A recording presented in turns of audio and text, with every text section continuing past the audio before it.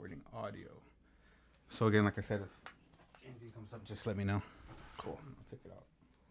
Don't even trip. Microphone check.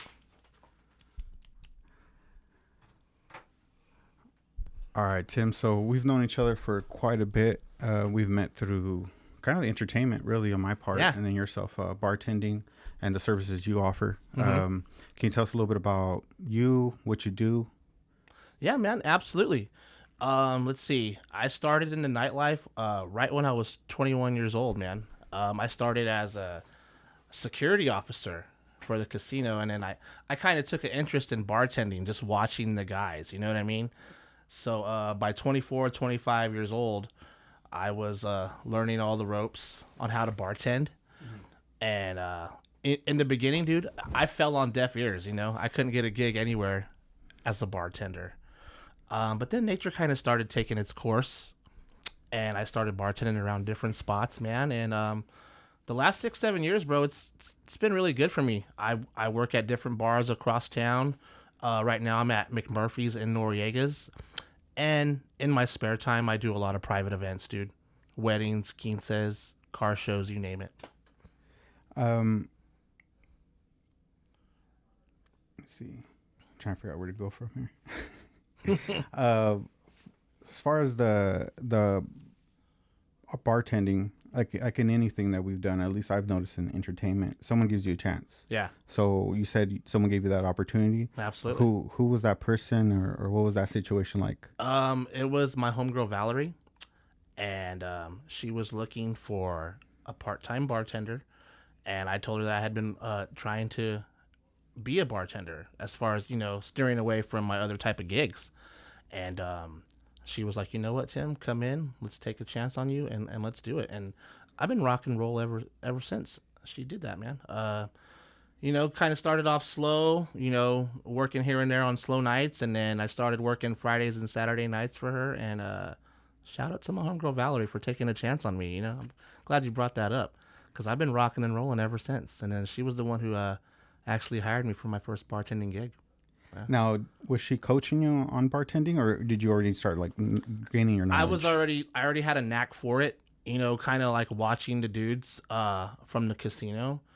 And but right when I got there, she gave me a little tutorial on everything. And then there was another bartender that worked there. Her name was Maggie. She kind of helped me also. And you know what I used to do, Iceberg? I used to on a piece of paper write all the drinks in my back pocket, because when you get behind the bar, everything you know, and you first start doing it, you forget everything. You don't know shit. So every time somebody would be like, can I get an adios? Can I get a Long Island? I'd be like, sure, hold on, let me go make sure I have everything in the back. And I would take out my fucking piece of paper and look real quick to see what went in those drinks. First time I've ever shared that. And I think everybody kind of does that, right? Yeah. I mean, you have no other choice. I didn't know nothing. Well, I think it was better that you thought about how you were going to present yourself if you didn't know. So Yeah. you kind of took the time to like, hey, I'm going to go do it this way, versus someone just sit there and be like, because I've had bartenders tell me, I don't know how to make that. Yeah. And they just leave it at that. They like pick something. They don't go like, oh, let me check my Google. You know what I mean? I was like, I don't, even as a customer, I don't care. I just want the drink I want. Absolutely. Maybe some people would be mad that they don't have the knowledge of the drinks that they like or whatever. But for me, it's more just like, just look it up, bro. Like Straight up. just look it up. I can wait. I'm not in a hurry. I do the smooth lie. Let me go see if we have that product in the back. Every time I hear you say that now, I'm gonna be like, For real, he don't know how to make that shit. So, what would you say about people who get into bartending and didn't like it? Would you say that it's likely just the spot? It's likely the training? What are the downfalls of people who get into bartending? From my experience, I can tell you exactly what it is. Drinks are the easy part, man. You got to have the patience to do it. You know, you're more than a bartender. You know, for a lot of people that come off of work, you're kind of like a therapist, a sports coach. You're everything. You're all of the above while you're making drinks. Yeah, you know what I mean. And with that comes all the bubbly personalities, all the drunk personalities. a couple of knuckleheads here and there. You have to have the patience. I think having the patience behind the bar to deal with that many personalities in like one day or one shift, is usually, the tipping point. You either have it or you don't. Like making drinks and doing the whole vibe of bartending and mixing that's the fun part. That's the easy part. You got to have the patience to deal with all those personalities and treat them the right way. Do you think I could, speaking from my perspective, I know as a social worker, you're dealing with a group of people who they're in that situation for a reason, and so they're gonna have similar characteristics because they're not, I don't like the same thing, but they're in the same kind of situation. And I've had other social workers talk about those people kind of in a burnt out way, like they already know what they're gonna do, and so they're kind of burnt out. And for me, I always try to look at it as that's just that person's personality, and instead of thinking of it as like a stereotype or burnt out about the situation, I more looked at it as like I'm just more aware of these personalities. Yeah. And when I'm in communication with these people or present with these people, I need to be thoughtful of how they perceive things or how they do things. And do you think some people who quit bartending are just burnt out rather than looking at like, hey, this is this guy's personality, I'm gonna have to cut him off at this point, or I'm gonna have to take these steps as I go because I'm aware of like how this is going? I believe so. I think you hit it right on the money, man. I think people do get a little burnt out as far as dealing repetitive the same customer service over and over. It's always, you have regulars, is what we call it in the bar world, and I think a lot of people kind of get a little bit flabbergasted by dealing with those same regulars every day, and they do take that route, as that you were saying. Yeah.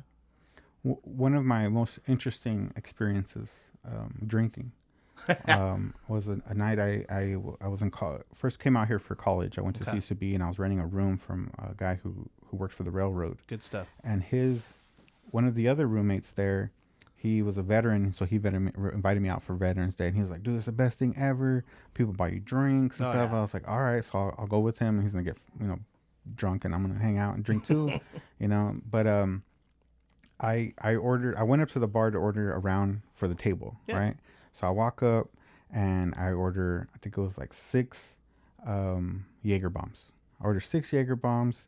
I'm standing there, and this guy next to me, he had ordered the same thing apparently, because when my drinks came up, she put 6 Jaeger bombs, and he went to grab them, and I was like, hey, what are you doing? And he's like, I'm grabbing my drinks. I was like, you ordered 6 Jaeger bombs? Wow. And he goes, I ordered 4. I was like, well, these are 6 and these are my 6. Yeah. And so I think he went to get it again. I smacked his hand, and in the moment I wasn't really thinking about it. I was just more like thrown off of like, what the fuck is this guy doing? Like she pushed him towards me. I'm trying to grab him, and you're like, so I slapped his hand. When I turned to him, he's like a foot bigger. He's like a foot bigger than me. Those are my Jaeger bombs. Corn fed dude, bro. Corn fed like a motherfucker. And so I turn and look at him. I grab the drinks and I go to like churn. When I'm churning, all of a sudden I see his body shift against the wall, and the waitress, the bartender, the chick, had her elbows out and she pinned him against the wall. And I was just kind of like, what the fuck is going on? Security comes, they grab him, they take him out. I go put my drinks on the table. They come get me and take me out. And I'm like, hey, what did I do? They were like, oh, you guys were having an argument. I was like, nah, he was trying to grab my drinks, and then he was tripping. They're like, well, they said that you guys were going to fight. I was like, what are you talking about? So she comes out, and she goes, no, he was grabbing his drinks. He tried to take his drinks, and the guy was going to sucker punch him. And so she saw that he was going to sucker punch me, and she rushed that fool against the wall. Okay. And so I was like, dude, that dude would have knocked me the fuck out, bro. I'm still stuck that the chick bartender pinned him. Yeah, you said he was cornbread fed. She had a whole technique, dude. She had one foot planted back and the other one forward, and then she just leaned forward with her elbows around his body. Like, she didn't grab him, she elbowed like that. And I was just kind of like, she's done this before. Hell yeah. And so I was just like, what the fuck? And I went back to my table, and I was like, what? And then I was thinking like, oh, they kicked that fool out. Yeah. No, he comes back in, and then he comes over and he apologizes. He's like, hey, bro, I thought they were my drinks. And I mean, I'm a hard-headed fool. So I'm like, you ordered 6 Jaeger bombs? He's like, no, I ordered 4. I was like, okay, well, those were 6, so they're not your drinks, bro. Yeah. Don't be grabbing people's fucking drinks. I was still fucking you like, couldn't help it, huh? I couldn't help but say fuck petty it. Ass. But I love it. But you know, she was experienced enough, you know, unless he had his hand up in the air, like I don't know, but she freaking she saw it right away. She saw it. Good she for saw her. that shit. I don't even know her. I'm turned on already. It's awesome. short chick over on Callaway. I forgot what bar it was. Oh, okay. But I never really venture out that far. Oh, this guy wanted to go there for drinking. He liked that spot. Yeah. That night, I'll kind of go off on the story. So that night, that veteran dude, I remember he goes, "Let's go." So I was like, "All right." And he's like, "Who's driving?" And he goes, I'll drive." So I was like, "Okay."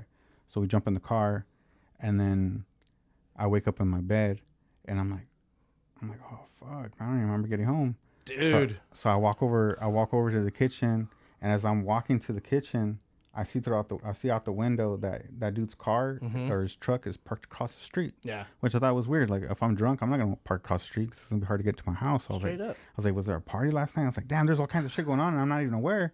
And so I'm making my breakfast, and he comes downstairs, and he's like, "Yeah, that was wild, man." And I was like, "Dude, I don't remember getting home." I was like, I had too much. I don't remember coming home. And then he's like, "Nah, man, it was fucking crazy." He's like, I kind of blacked out, but there's a few things I remember now. I was like, "What happened?" He's like, well, let's go see my truck. Yeah. It's I'm like, okay. So I go and I see that his oil pan is busted. There's like oil down there. Oh, damn. And I'm like, what the fuck? And he goes, "Yeah, we busted the oil pan last night." And he's like, "Take a look inside." I open the door. His inside of his car is like trashed, bro. Just trashed. All the seats are pulled up a little bit. All his CDs are broken on the ground. And I was like, what the fuck happened? He's like, "Bro, I have no idea, man." He's you like, guys had a hotel party in the fucking car? So what he was able to recall for the rest of the day, which I don't recall any of it. Yeah. But he recalls. He said that so where we were living at, we take Callaway, and if you go all the way to Harris, that's where we lived. You know, one turn. You know, from getting onto Callaway and then go all the way straight down to Harris. That's all you had to do to get where we lived at. Well, he said we ended up in a field, and that we were running out of gas, and he was like trying to figure out like how he got lost. And I kept telling him like, "Dude, we have to hit something eventually. Like there has to be like a gas station or a main road." And then I think our phones were dead. Damn. And so he said he just kept straight, right? He's like, "I'm just gonna go straight." And so he kept going straight, and then he said he saw like a shell like way in the distance, and that he ran out of gas. Fucking mirage. He said we hit a crazy ass dip, and then he ran out of gas, and then that I was passed out, just hella passed out. He's a little dude, and so he was like, "Get up, help me." And I was like, just fucked up, just sleep. And then eventually he goes, "Bro, I'm just asking you, help me push this car to the gas station, and you can sleep all you want." He's all frustrated and shit. Yeah. And so he says, I just go, "Ugh," and I get up. I go to the back of the truck. I push it to the gas station. I get back in the seat and I knock it back out. Fuck. He said I pushed it all by myself, all fucked up. Hell yeah. He's superhuman strength because you're faded. And he just drove it into the gas station. Dude. That's wild, man. He had crazy problems after that. I think his car didn't want to work. So he had to figure out a way to get some money so he can pay for it. He said it was all fucked up, but he doesn't remember how the car got trashed. Yeah. And, yeah, we're hella fucked up. I've been there, man. I've been there a couple times. I wish I can say I haven't, but I have. You're just catching me coming off of my bachelor party weekend, bro. I see the pictures. I didn't realize that when we scheduled this that I was going to be coming off bachelor weekend. So this whole weekend, I took the whole weekend off from the bars, and I've pretty much been plastered since about Friday, 9 p.m., dude. Damn. And so I recovered yesterday, and then just this morning, I was like, dude, I don't even remember walking through my door. Like, just how you were saying, you didn't remember, you blacked out. And I was like, I went to go check the car to make sure I was parked okay. You know what I mean? Check my phone, check my wallet. And then, sure enough, my old lady sends me a selfie, all drunk, all passed out, socks all took off, 4 chicks taking a selfie with me. And I was like, well, fuck, at least it fucking looks like it was cool. I got a story for you of that's not, you're saying that it's not bad, Yeah. Girls, there's just some girls taking pictures of Yeah. them, passed out. Yeah, heck yeah. Nothing like humiliating or No. weird. So let me tell you one. I probably would have let him do it anyway. Let me tell you a couple things that happened to me bad. Or one time I was drinking with a friend in Mexico, and he was an English teacher in Mexico, but he was from here. And so we were drinking, and this guy, he he was alcoholic. You know? If you knew him, his routine was Friday he'd get his motorcycle back from the shop.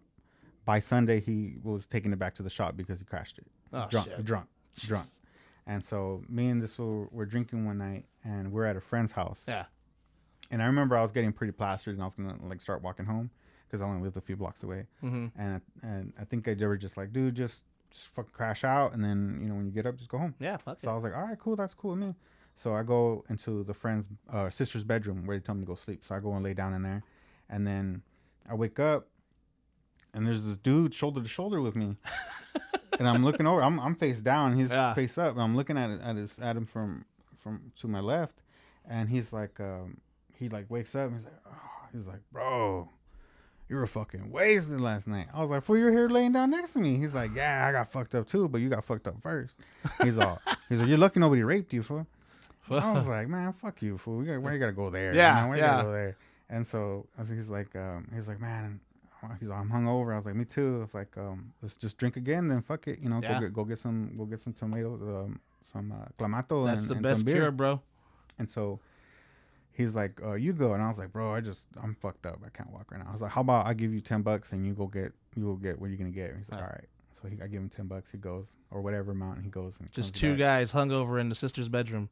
Yeah, the friends and everybody's still asleep, right? Yeah. Everybody's still asleep, and so I think he goes and gets the beer, and then he comes back into the room with my friend's dad. Oh shit! And then he's like they're like laughing at me. They're like, oh, he's like, hey, and he's trying to tell him how I could have got raped or some shit. Yeah. He just keeps busting my balls about passing out, and so I'm like, all right. I was like, I'll be up right now, man. I was like, hey, did you get any like I forgot what it was, but something for the beer, whether it be like salt or something. And I was like, hey, did you get it? He's like, nah. He's like, I'll be back. I'll go back to the store. I was like, all right, I'll get up right now. So I just get up and I walk out. I'm talking to the friend's dad, and we're bullshitting. And the friend's dad's kind of like, he's like, oh, he's busting your balls, bro. And I was like, yeah, he's talking a lot of shit. And he's like, yeah, what goes around comes around. Yeah. And so I'm just kind of like, all right, like whatever, just kind of, it was a subtle, he doesn't talk much either. So it was kind of subtle that he was like letting me know things were going to be okay. Yeah. And I was just like, wait, did someone do some weird shit? Like, what's going on here? Feels weird. Yeah, everybody's like not there themselves. And so he comes back, and he's walking. Did something. He's walking towards me, and he sits down. But this time, because of the way we were sitting, he sits on the opposite side. The whole day I didn't realize I had not seen the right side of his face. Oh shit! He had a dick, bro, from the top of it, from like the right on the side of his forehead, the side of his forehead, all the way down to the side of his chin. Just a dick, bro, with balls, all detailed. Oh, bro. And you never seen it. I didn't know he had it on there. He didn't know. He went to one market to go get the beer. Oh, shit. And then he went to another market to go get the salt stuff. So people all day were looking at him with this dick. Cock face. So I look at him, I was like, oh, shit, bro, your face. He's like, what? I was like, they drew a dick on your face, bro. He was not happy about that shit. And then I didn't realize that they had wrote on my arm too. Yeah. And they put like a heart or something. They just put a heart on my shoulder. And so he was like, he was just all bummed out. I was like, why'd they put a heart on you and they put a dick on my face? I was like, because they knew if they put a dick on my face, there was going to be some problems. He was going to blow up. So they just took it easy. Like, no, I'll right on the shoulder. Good shit, man. But is there how do you deal with like your job and then the people who don't drink responsibly? Like where's the line of your responsibility and where's the line of like, bro, you need to, kind of like we talked about, you don't want to be in that situation where you cause an accident because you're not in the right mind. Absolutely not. So where's that balance, or where's that your perspective on it? It's a tough balance. You do have to take the time to recognize it. Most bartenders, they get caught up in the fun and the drinking and the conversation, and most of all, they get caught up in the tips. So a lot of the time, we kind of are hesitant on trying to, notice someone drinking a little too much. But you have to do it, bro. It's necessary. Yeah. It's part of the gig. Someone comes in all faded from somewhere else, 9 times out of 10, I'm not gonna serve them. You know what I mean? I'll probably give them some water, let them know, hey man, you're already too fucked up, bro. I can't have that on my conscience. You know what I mean? I had a guy a couple weeks ago, came on his motorcycle, said that he's been, just bar hopping, having a good time. He doesn't really get a lot of time off. And so naturally, what do we do as men when we don't get a lot of time off when we want to drink? We're kind of over excessive about it. Yeah. And he came in all, big shot, cornbread fed, and You know, he just wanted a Budweiser, and I was like, dude, bro, I don't know if I'm comfortable serving you, bro. You know, it's a fine line, Iceberg. You really have to be disciplined enough to locate it and address it. You know what I mean? Yeah, comes to territory, bro. Do you think there should be like a breathalyzer or something like that, kind of like cars? If you're gonna hop from one bar to the next, like you have I to. mean, in a perfect world. In the perfect way. In a perfect world, yeah. But you know how it is. How does that conversation go? I mean, obviously it just goes to like, hey man, you either need to leave or you It's all in just your drink approach, this bro. water. It's all in your approach. Most of the time they do feel a little burnt, a little offended. You know what I mean? Because when you're drunk, you're, you know, why is this person ruining my good time? Yeah. You know what I mean? But yeah, you just kind of approach it right. And I've always been the kind of guy who try to take the right approach. You know what I mean? Like, be a little bit, you know, polite about it, be cool about it. I do have my moments where I kind of fly off the lid, but it's rare. You know, there's a lot of people out there like that. Why be like the rest of them? You gotta, you know, these people are here to have a good time. They just had a little too much. Let's let them know they had a little too much, and we'll just take it from there. You know what I mean? And how does the cutoff work with a private setting? So like if it's like a wedding, right? Like how does the cutoff work? When it's like that, you know, I usually tell the host, you know, either it's the wedding planner or the bride, someone along those lines, tell the best man, hey, this guest is pretty drinking over excessively, and you know, even though this is a private event in a private setting, we do follow all the rules. We follow all the laws. You know what I mean? And it's, you know, when it's somebody else's private event, the only thing that they're thinking about is, oh no, they're not gonna fuck up my party, so they go tell them right away. It's actually a lot easier to do it in those settings than it is in the bar. Yeah. Okay, because there's also like, it's different as like in your bar they kind of know you as the server, but they don't really know the owner, and the owner's not really there to detail it. They don't have any respect for the owner, I guess. Versus in a wedding, they know the events for this person, and right so away. There's a mutual respect of like, I don't want to be that dude. Yeah. You know, I don't want to be the dude who gets told he got to leave. And shit. Yeah, it's actually been a lot simpler at those types of events. Yeah. Heck yeah. Do they still have like those free rides home from bars? DDI, they still do that. I see them, you know, at different bars that I go to on my spare time. Me and my fiance have actually used it. You know, it's just like an Uber. It's like the same price, bro. They drive your car home. You know what I mean? Okay. Yeah. They're still doing that. And well, that's cool. So if someone just goes like, hey, I don't know how I'm gonna get home, or if you cut them off, you give them that information as well. Yeah. It's crazy though, because it is a year round business, but DDI is only like busy like on New Year's Eve, Cinco de Mayo, St. Patrick's Day. You know heavy drinking days? Yeah. Those excessive days, man. Those days where my patience is like climbing up there.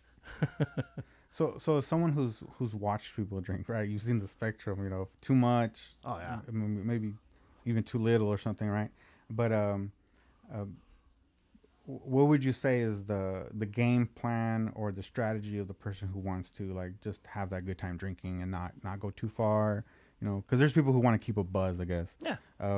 You know, is the whole like keep hydrated, you know, or just like 1 hour drink? Like what is it that you've seen that people kind of do better when they're gonna have a good time that night? They're not gonna be too much. They're not gonna be a fool. They're not gonna endanger other people. You know, whatever that situation. I have both types all the time. I'll usually have the lady who's sipping her Prince Albert, you know, 1 drink per hour, right next to the person that's slamming them down, but has a glass of water in between 3 Prince Alberts because, you know, she thinks it's gonna help. You know, I see it all, bro. You know, it's crazy in the bar business because everybody likes to have a drink, whether, you know, you're a teacher after work or you're just a guy chilling on his day off. You know, it's America's pastime, bro, to go have a cocktail. So you just gotta kind of just know your own body. Yeah, and be realistic about it. Yeah. What has been your experience with the ownership of all these bars? I would imagine since you've worked with everybody in the industry, you're local here in Bakersfield, Kern County, and so have you seen kind of the change in management of bars? Is it kind of just the same old? Is there any difference in it? I think the process for the last few years has definitely had a lot of similarities. There are one or two, bartenders that are bar owners that kind of take it to the next level. You know what I mean? Because they want to stand out. But the process is pretty much the same as far as the license, the alcohol ordering, the food service, getting the right people in line to run your bar. I've worked for lots of great owners. I can't ever think of, you know, I don't have a lot of bad experiences. I'm a people person, Mm-hmm. and the people that I've worked for have all been wonderful people. You might not always see eye to eye on some things, but that's just business. You know what I Yeah. mean? A lot of the times, like for example, the owner at the bar I work at now, Noriega's, he called me up back in May, and just like how you said, like Tim, a lot of people in Kern County. He called me up and he was like, you know what, Tim, I have this big beautiful Basque restaurant and this big beautiful bar. I don't think anybody else in any Basque restaurants is having nightlife. He goes, I want to have some nightlife here. So I called a couple of my DJ friends, DJ Redeemed and DJ Wifey, For sure. and told them, "Hey, man, if you guys have some Friday nights open, let's get this place popping." And here we are, almost 6 months later, rocking and rolling the only nightlife on a Friday night at a Basque restaurant. um, DJ Redeemed, and I'm forgetting his real name. Johnny. Johnny, yeah. Johnny. Yes. So Johnny told me a story about peanut butter, and I told him I'd come up with a joke for it, and I have come up with a joke for it, but it's just not right. I'm still working on it. But every once in a while, I'll be like at an open mic or somewhere, and I'm practicing jokes. Yeah. And I'll run it, and then I'm just like, I could be a little bit better. I could switch it up. But yeah, I won't tell a story because it's just a story he told me. But it was just I've told him for a long time that I was gonna work on a joke, and I have I really have worked on that joke, but it's just not. I'm making it up. It's not a story. You gotta get it in. Yeah, and it's made up, so I'm trying to like get it right. You gotta it's not get it something right. that just man. happened to Heck me, and yeah. I'm just telling the story. So let me see.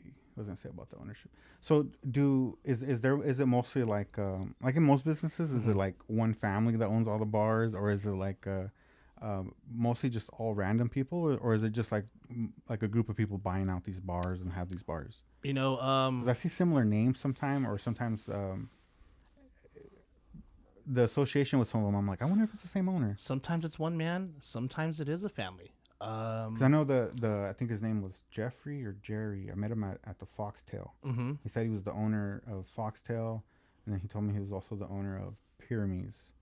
And then they opened this other. It's not called Fox. It's not the Silver Fox. Silver Fox. And then they just opened the Foxtail, right? So the Silver Fox and the Silver- Foxtail. No, the are Silver. related? No, the Silver Fox and the Pyrenees. Pyrenees, yeah, Yeah. those are related. Yes. The same owner, apparently, same guy. And then Yeah, that's now Rob. they He's a super dope dude. He's awesome. they opened Foxtail recently, Haven't been there yet. but Haven't I don't know. got a chance. I just thought to it was visit random it. because it's such a similar name, Yeah. Like that's like it's right around the block. And I thought about that too when they did open. I was like, Foxtail and Silver Fox, right around the corner from each other. Because the Silver Fox is a popular bar Mm-hmm. and a landmark. I mean, I don't, bar politics. I would be offended. Like, dude, just keeping it real, man. They got to fight for the name. Yeah, like, hey, man, why are you calling your bar the Foxtail? This is Silver Fox Crips over here. well, I mean, right? And then I kind of had the same thought. I was like, oh, I wonder if they're related. Here we'll get into maybe some geopolitics, right? So Yeah. so has the war in Ukraine, between Russia and Ukraine, caused any trouble with vodka? Dude, Because that's what I'm hearing, but I don't know. I haven't seen. I haven't witnessed any troubles from it. If anything, our beverage guys, our Anheuser-Busch and all those vendors, we have more trouble with them than our spirits, than our vodkas and everything. You know what I mean? Like, so no, I haven't felt any effects of that. I wonder if Kern County has the plug for like vodka or something. Yeah, or like McCarthy. don't even trip what's going on over there. We got you. McCarthy just took care of your shit. He's like, I got what you guys. Don't worry about this shit. How has the balance come from? Speaking of like politics and maybe going to like legislation with like the freeing up of like legalizing of marijuana, has that changed the bar scene in any way, or is it more just like, hey, like it's kind of like the old school smoking. Like, hey, go smoke over there.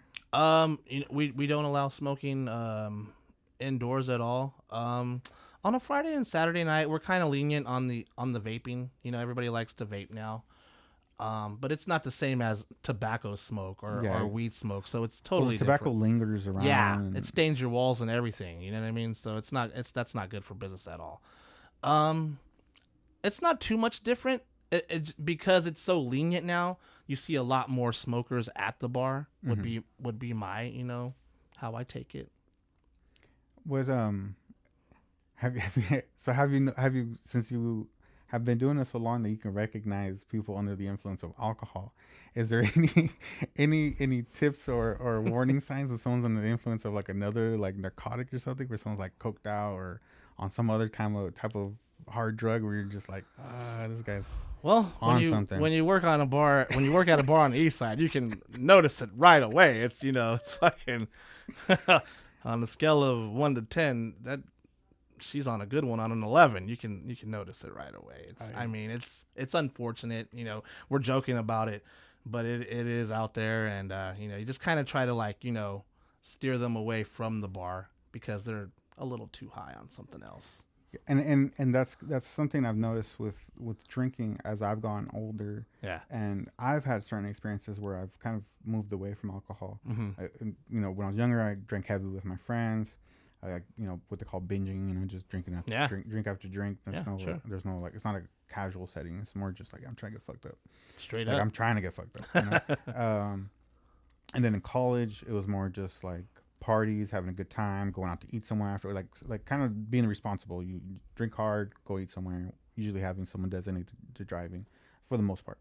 And then now that I'm a little bit older, I don't go out to drink as much as more. And if I do drink, I rather buy an expensive drink and sip on it than to be like hitting down Patron all fucking all night. I rather buy like a $200 bottle of mezcal and here, take a shot. I'll take a shot, and we have a long conversation. And hey, take a shot, bro, and I'll take a shot. I have a bottle at my house too, bro. You got to have the taste for it. You know what I mean? Like, it's an acquired taste. People don't understand. You know what I mean? With the mezcal, it's so good. Well, I would rather have a good time, a good drink. I enjoy the moment more than before. Before, I just want to get fucking faded. I hear you. And that, bro, had a good ass fucking time. We're plastered and shit. Comes with age, bro. I'm the same way. I like to go and kick back from time to time. And people our age, when they do come to the bar and they're like, "Hey, man, it's been so long. I haven't been here in a while. How's everything?" I let them know the truth. Oh, bro, you're not missing nothing. It's the same atmosphere, same music, same drinks. Probably the same two drunk girls are gonna fight at the end of the night. You know what I mean? It's all good. As we get older, we just want to chill. But I used to be the same way. Always out, always wanting to party, always wanting to drink. Nothing in particular. I just wanted to get fucked up. But now, as I'm older, I like to kick back. I like heading to the beach and having some wine. You know what I mean? Yeah. There's a couple of dope wine cellars out there by the beach that I like to go to, and it's more relaxing now. It's more of a relaxing vibe that we're looking for. You know what I mean? Yeah, definitely. That's come, and it's also come with the type of friends you want. Kind of like the rowdy friends they have their time and their day. But then for the most part, it's just, hey man, let's just chill. Have time, have a good dinner between us and our friends, and not be in a situation where, people are plastered and shit, just embarrassing themselves or making unnecessary comments. That's probably the number one. My breaking friendships with people is someone intoxicated and making inappropriate comments or something like that. Yeah. It's like, hey, there are lines, bro? man. There's boundaries, and alcohol is no excuse to be crossing those lines or pushing those boundaries. I try to tell people all the time. I tell my regulars all the time, and sometimes they get upset, sometimes they understand, and I go, hey, as regulars, I expect you to be the example. Whether you drink a lot or not, I want new customers to feel welcome, not people walk in and be like, who is that? I've never seen them before. You know what I mean? So that's crazy. So you kind of switch it up on them because you take it from, instead of like them thinking that they have a privilege. Yeah. Rather you're communicating with them like, no, it's not about you having privileges. Rather you're the beacon of example. Absolutely. Of what I expect in my bar because you've been here so long. we've corrected each other on what you want with your service and what I want as a customer. That's interesting. Yeah. You kind of turn the table on them a little bit. The pressure's on them rather than like the expectations on you to, turn the other cheek or, You got to, man. It makes them think, and then it's good for business. It's clear communication. Yeah. There's really good communication there. I myself, sometimes I don't feel, and we don't have to just talk about bar stuff, but myself. I'm an open book, brother. Myself, sometimes I don't want to drink, but I do want to go to a bar. And so, and it's not like, oh, I want to pick up anybody. It's not that I want to see people drunk. Rather, just kind of like the chaotic noise. Atmosphere, bro. The people kind of just having a good time. Sometimes I just like to watch people, just kind of like I guess being the bartender, not to see who's drunk, but just kind of like what's going on over there, just by their mannerisms, the way they walk away from the table and come back. Like it's just like, oh, this is going on. There's the guy arguing with his girlfriend. You can't see nothing, but you see him grabbing her elbow and telling her to come back, and she's like, nah. And then next thing you know, she's having another drink with them and shit. So it's like, oh, look at them. It's like a nightlife reality episode of Young and the Restless sometimes.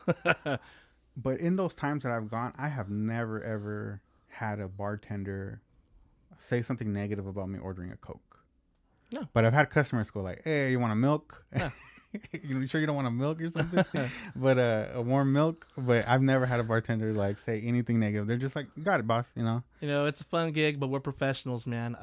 We like that. You're pacing yourself. You're not here just for the alcohol. You're here for the environment, for the vibes, and we like to let people know that that's okay. What's an appropriate tip? An appropriate tip. Yeah. An appropriate tip to me is, if you're gonna have a couple of beers, you know what I mean, shoot a couple bucks.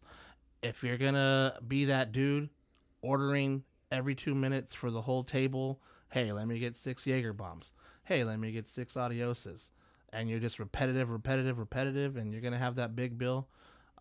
We're gonna want some compensation for that. You know what I mean? I don't like to get in too much into value, but let's, I have a couple of guys on the weekends. I even have a guy on Sunday, a Sunday night regular who spends about at least $200 to $300 on Sunday night. Like, doesn't he work in the morning?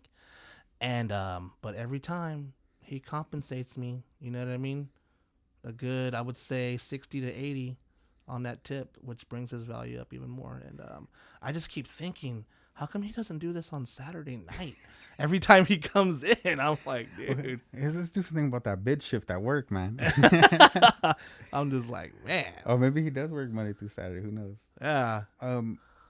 What's a bad strategy for tips? I'll give you an example for myself. I as big as I am in life, people seem to notice me, right? I could be walking down the street, people see me across the street, or people see me. Yeah. I stand out sometimes with the beard, the height, whatever. For whatever reason, when I go into a bar, these people can't see me or something because I feel like I'm there forever. Yeah. And I'll see other people just walk up and I'm like, it's because she's pretty. So, I'll say shit like that to myself, and I'm just kind of, or I'll be like, because he's white. You're not too far away from the truth, bro. It's crazy. So I'm like, what the? So the strategy that I've picked up sometimes now is if it's somewhere I know I'm going to be at. Like, I'm okay, this is where we're going to drink at. And I don't want to be standing there feeling like a fool. Well, then wear your crop top, bro. Right? What I do is I'll try to give a heavy tip. Yeah. So I'll be like, and I try to be consistent with like the first 3 orders I make. I'll give like a $10 tip or a $5 tip, whatever. Just kind of leave that there and hoping that I'm kind of like training them. Like, hey man, you're gonna get a tip. Like, and that's the best way I've figured out to do it is just keep tipping instead of like, oh, I'm gonna tip at the end of the night. Yeah. I just tip as I go. Tip every order. I order a $7 drink, I give you the change, or I give you, if you give me a $5, I'll give you the $5. Yeah, it's a good rule of thumb to have. In the business, I'm super appreciative whether it's $1 or $100. You know what I mean? But that is a good rule of thumb to go that way. Tip while you're ordering. A lot of people who say, "Oh, I'll tip at the end." Sometimes they forget. You know what I mean? And poor guy. Yeah, I try to be appreciative. Like, what I tell new bartenders all the time, because 9 times out of 10, new bartenders see what you're doing, and they're in it right away. They want in this business because of the tips. They see the money. And the one thing I try to tell them is, hey, look, do your gig It's a fun gig, but it's still a gig. Maintain your professionalism. The tips will be there. You know what I mean? Don't go looking for them because they'll be there. Don't get greedy. I try to instill that into all the young ones that are coming in to bartending, because I'm the older bartender now, which fucking sucks. But I try to kick some knowledge when I can, and a lot of that has to be around tips, because that's the first thing that they see is the money that you take home. And I try to let them know, hey, never look for it. Work hard, be cultural, just talk to everybody the same, be cool with them all, vibe with them, understand them. Tips will be there, bro. Ain't no thing. Yeah. Do you have any advice for those people who are thinking of bartending? Well, my advice to them would be like, hey man, come on in, give it a shot. Bartending, it's a fun job, but there's still a lot of hard work behind the scenes. You got to do the orders. Customer service it's a bitch in any industry, and in bartending, it's probably a little bit more up there. You have to have a lot of patience. It's a good tester. You know what I mean? This job. But if you welcome it with open arms, you know what I mean? And if you attack it with the right approach, there's no stopping you. It's a good industry to be in. I've had other jobs, regular job type jobs is what you would say, 9 to 5, I guess. And I've always found myself steering back to the bar life, whether like, oh, you know what, I'm just going to work part time. There's been lots of instances like that, but you can't get away from it when you know it's there. It's such a cool job, a fun job, a welcoming job, as long as you have the discipline for it. So bring it on, new people. what is the, I guess what would say is, if someone goes, maybe I want to try that, what would be like the minimum requirement for most bars for someone who wants to be a bartender? The minimum requirements, that's a good question. I think you would just have to be someone that's willing to learn and willing to listen would be the first steps, because drinks are the easy part, man. Everything's repetitive. There are a few drinks out there that people will order that are off the wall, and you're like, whoa, what the fuck is this club drink from LA that you're fucking ordering, man? I've never heard of that. But most of the time, it's a repetitive, easy business to learn, just as long as you're willing to listen and take a little bit of orders in the beginning, just to become a better bartender. You know what I mean? It's not a bad racket at all. So how many years have you been working? I've been bartending. I am 40. I've been bartending for 11 years. So in those 11 years, have you seen bottles get rebranded? Bottles get rebranded? Like, you mean? It's the same bottle, they just changed the name. Same bottle, just changed. So I'll give you an example. Growing up, obviously I couldn't buy alcohol. So we would have people buy us alcohol. Yeah. We'd stand outside of a liquor store and some random dude would buy us alcohol, right? We'd give him a 40 out of our 40s or whatever the situation, some cash. And I remember I had a friend that he would always want to get Night Train. Yeah. And it was a bottle. Old school stuff. Yeah.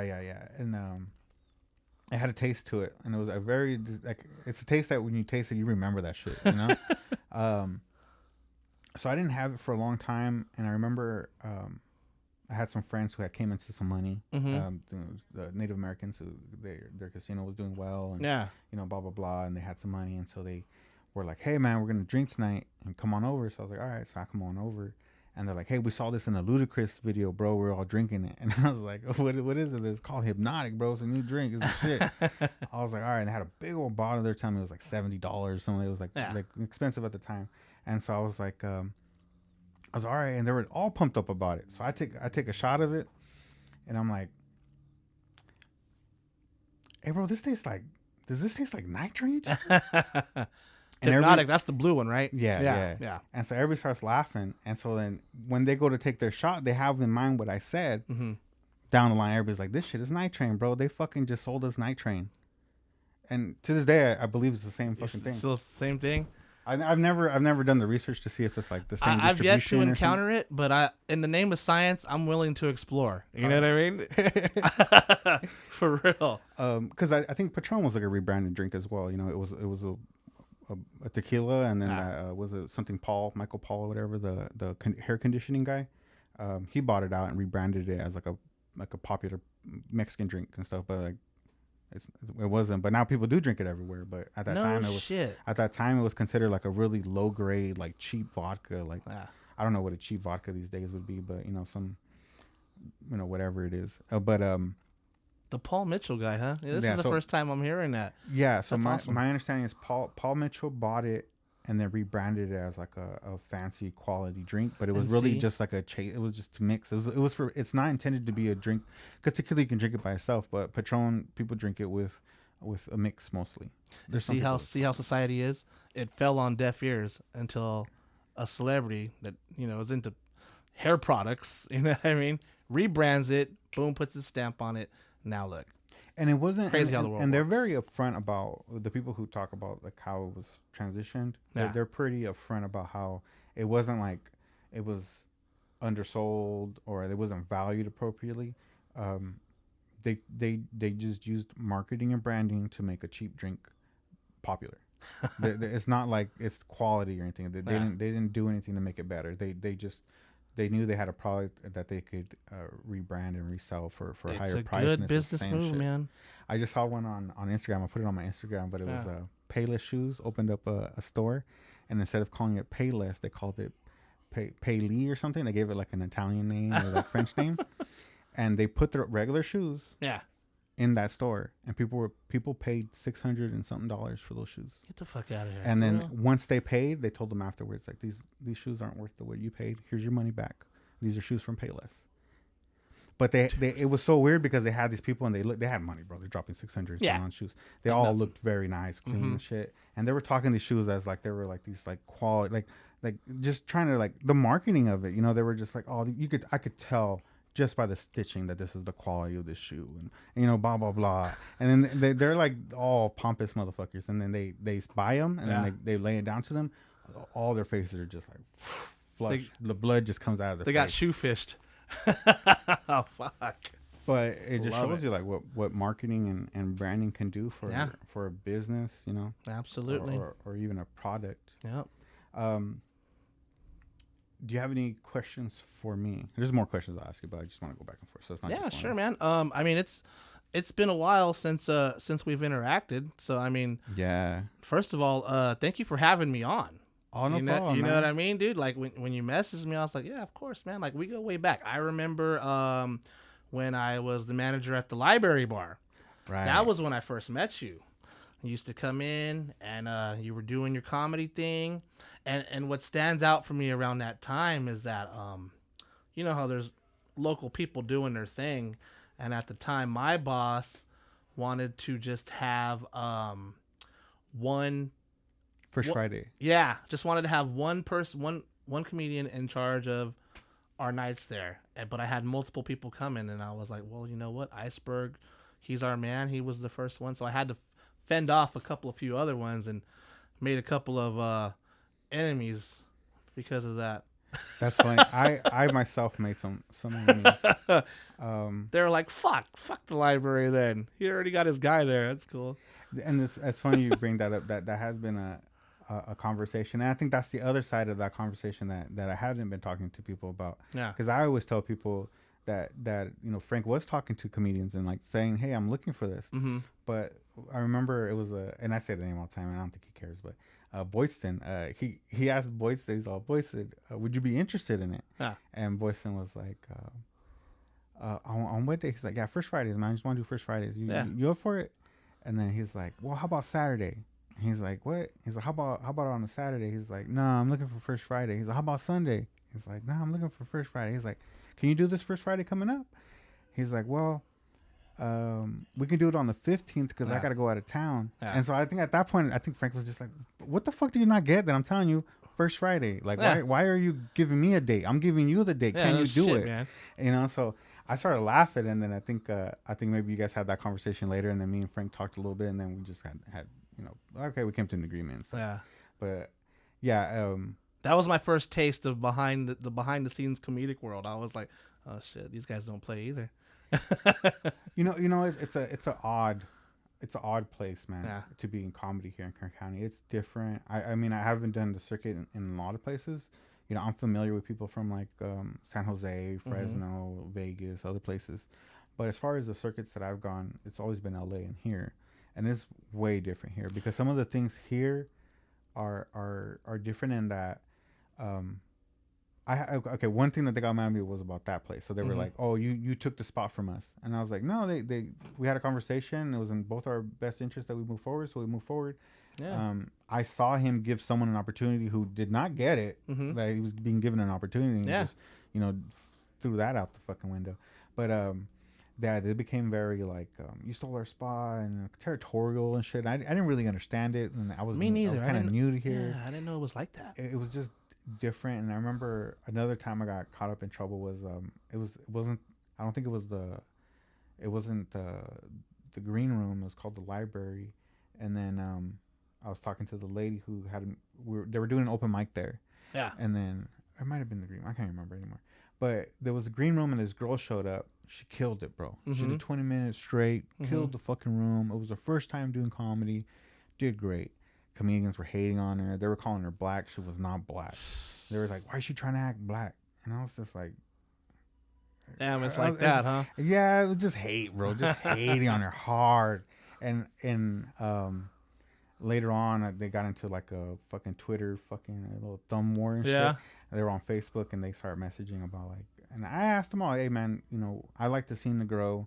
I myself am trying to open another spot. I'm trying to do some shows. Yeah. And I really think that, you know, we should all be working together. We shouldn't be chewing each other out." Absolutely. And we have a new comedian who did well, and instead of welcoming her, you guys shit on her.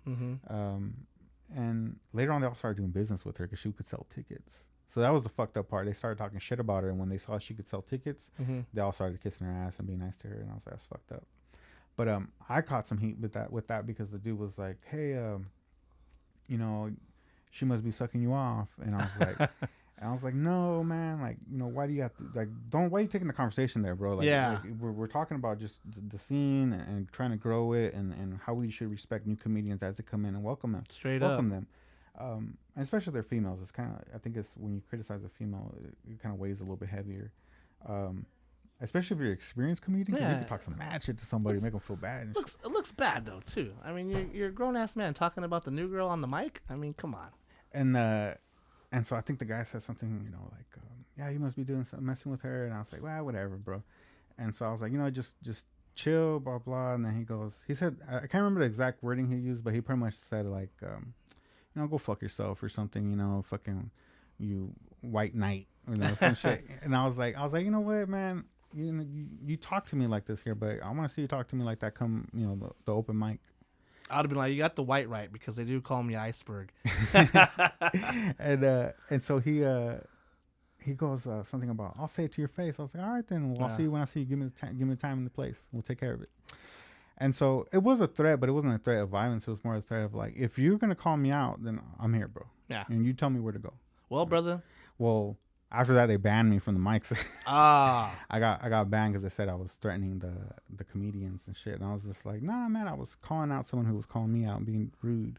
And so they just jumped on, you know, the opportunity to get rid of me. But the crazy part is that they act like that's not normal. But if you go to LA, these dudes are fighting each other. Bobby Lee has been drop kicked in the Comedy Store I don't know how many fucking times, dude, by other comedians. It's wild out there, huh? Well, yeah. It's just different. It's just different. I think there's just so many people out there that they just don't care. It's just like, whatever. We can't handle all these fucking fights and all these things. And so here is like, totally bro, get it. how are we ever gonna grow if you just keep being like petty? Even recently, I quit my job, and so I was like, I'm gonna get back into comedy. I'm gonna start doing comedy, make some side business. You're due, bro. And so I came back. I went to, obviously I have no choice. I got to go to one of these open mics. And so I went to make men's, and I went and talked to the dude, and I was like, "Hey man, like, you know, I want to sign up for the open mic. Is it cool?" And he goes, "Yeah, let me talk to you." So we go to the back, and I'm gonna part cut this out, but we go to the back, and he took me to a specific room. He didn't go like, "Hey, let me talk to the office," or, "Hey, we're here in the front. Let's go to further in the front, the parking lot, you know, and talk." He took me to a specific room. I'm assuming it was recorded. And so he's like, "You know, I've been wanting to talk to you for a while, and you just, you know, you disappeared, so I wasn't able to tell you that's all cool, and you're not banned from this place. Like, you're more than welcome to come back." And I was like, "Okay." And you have to tell yourself, like, do I need to be right, or do I just need to get what I want? Yeah. And which is, I just want the mic back. Yeah. And so if I get the mic back, then whatever. You want to say that's all my fault. You want to say, oh, fine, whatever. I get the mic. But I was sitting there listening to this guy, and I was like, this guy must be recording me, because the way he's telling the story makes no sense. Because, he's saying that I stopped showing up, and that I kind of told everybody to go fuck themselves, and I blocked everybody. I was like, well, yeah, I did tell everybody to go fuck themselves, and I did block everybody because I wasn't given a chance to, say my side of the story of like the problems I was having with one dude was like saying, it's a long story, but he had I went to his house, right? I'll cut this out. But I went to his house, and then it was bad, bro. Roaches. Oh man. Like, not roaches like, oh, you saw one over there. They were like chilling roaches. Like, like they had territory there. Yeah. And I didn't realize it until some guy had brought some chips. He handed me the bag of chips. I grabbed some chips, and I go to put it on the table. He snatches it off the table, and he's like, don't put food down. And I was like, what? He's like, you got roaches. We'll look around. And that's when I started looking. I see roaches going under the microwave and shit. And I was like, oh shit. He's like, yeah, that's why we're standing. I was wondering why we're all standing up in the living room, God damn. And so he was like, they were like, yeah, man, his house is pretty messy, man. And I was like, oh shit. And so it was cool at first, but then I saw his wife come out, and his kid came out. Yeah. And I was just like, man, people shouldn't live. And then I was working in social work at that time, so I was just kind of like, oh man, what can I do for this guy? Yeah. So I think we're outside. I was getting ready to leave because I couldn't really be there. And so I was like, hey, your inner social worker was kicking in when you're off the clock. I wasn't a social worker at the time. I was actually an assistant at that time. Real? But I had an understanding of some basic stuff, right? And so I was kind of like, I don't feel comfortable how it looks. I knew it wasn't nothing to report or anything like that would cause any kind of problems and stuff. Mm-hmm. So in my mind, I was like, okay, like one, because the child was old enough to like not like be on the ground or be eating off the ground. It's there's a fine line, But anyways, it didn't meet the criteria of like any kind of like child abuse or anything. Gotcha. So I knew that all they would do ever is like say, hey, can we help you clean your house? So I was like, well, instead of having some random government official or nonprofit come over to this guy's house, how about I volunteer to clean his house? So I bought a bunch of sponges, a bunch of bags and shit. And so I saw him at the mic probably like a week later. And I was like, hey, man, I want to talk to you about... And he's like, yeah, man, about the roaches, bro. Like, they're from my neighbor's house. I was like, all right. He's like, yeah, man, they're fucking wetbacks and shit. And they're fucking, they're fucking immigrants. And I was just like, whoa, this is not going how I was expecting it to go. Yeah. And so I was like, hey, man. So I just cut him off. I was just like, hey, bro, like, I just wanted to ask you if it'd be cool if I come over to your house and help you clean it. Yeah. He was like, you would do that? I was like, yeah, man. Like I see that, your situation. I ain't got to know nothing about it. Just, just know that I'll help you and I'll keep it to myself. I'm not going to tell nobody about it. Mm-hmm. And as I'm talking about it. And then so I was like, all right. He's like, all right. Yeah, that's cool, man. I appreciate that, man. And I was like, no problem, man. And again, like, I'm not going to tell nobody, bro. He's like, all right, cool. We're not going to tell nobody until we start this podcast. Until I start this podcast. And so I've talked about it before. Because it goes south after that. And so he takes like 10 steps. Like, let's go back inside, bro. And so he's like, all right. So we start walking. He takes 10 steps and he stops and he goes, are you going to call CPS on me? What the fuck? And I was like, no, it's quite the opposite, man. I'm offering to help you clean your house. Yeah. And then he's like, and if I don't, are you going to call CPS on me? And I was like, hey, bro, let's not go down that route. Like you're bugging out. You're bugging out, bro. Like I'm telling you that I'm gonna help you, and I just want to help you, and that's it, bro. And then he's like, "You're an informant, huh? You're a spy or some shit." And I was like, "Oh wow, this is not going well." So I was like already like I need to walk away because he's a little off. The guy's off. I've seen him do comedy, obviously, and he's a little off, but harmless. But people are just not used to help, bro. It's crazy. So he starts threatening me. He starts saying that he's gonna have the people doing the shows at the green room. Yeah. And he's gonna have them all deported. I was like, what the fuck is he talking about? Like. So yeah, he just goes off, bro. He starts talking about he's gonna hack my computer, and I was just like, man, there goes all my porn and shit. Like, what the fuck? Now I gotta put tape over my camera when I watch my videos. There goes all that shit. And so I'm just like, what the fuck is wrong with this guy? And so then he starts telling all the people that I was like threatening him and this and that. So then that's what goes south. I get banned from all the stuff, and everybody's everybody's saying that like I called CPS on him and all this shit. And so I was like, all right, whatever. Um, I go to talk to the owner guy from the well. He owns the well now. He's the guy who banned me from from the mics. And so I go to the rocket shop, and he goes, hey, I want to talk to you. I was like, all right. So we go talk. This time he doesn't take me to a random spot. He takes me like outside the door, and he's like, hey, I heard this was going on between you guys, and this and that, and so I think I can't have that. You can't be, I've had reports of you threatening multiple comedians. Yeah. And I was like, well, what do you mean by threat? He's like, I don't know. I just know that you threatened him. I was like, well, I mean, was it self-defense? Was it me, saying something back to someone who threatened me? I was like, because if you're talking about this incident, that person called me out, and so I told him, give me a time and a place. Easy as that. Like, I just responded. And I've seen him since. I haven't touched him. I haven't threatened him. I haven't given him a bad eye. I say hi. I shake his hand. I move forward. I know that he's a bitch. I ain't gotta fucking prove it to nobody. Because I've had several of those comedians where we had nights where sometimes we rag on each other. Yeah. And it happens. I've gotten ragged on pretty hard sometimes. I'm like, you got me. I'll get him back. You got me. I'll get you back. And so, that's got to be tough in the community world. Sometimes they whatever it could be. It could be something you're wearing, something you said, you're sad, whatever. You just dig into your fucking, or you bomb, you do horrible, and the next person goes up and they're like, well, okay, let's just move on. And so, something kind of like, that kind of hurt. It was subtle, but it hurt. And so, I'm talking to him, and I'm like, no, that's the situation. And I was like, what about him, threatening to deport my fucking workers and like the people I'm booking, and like, saying that he's gonna hack my computer? Like, you have any issues with that? He's like, well, I don't know anything about that.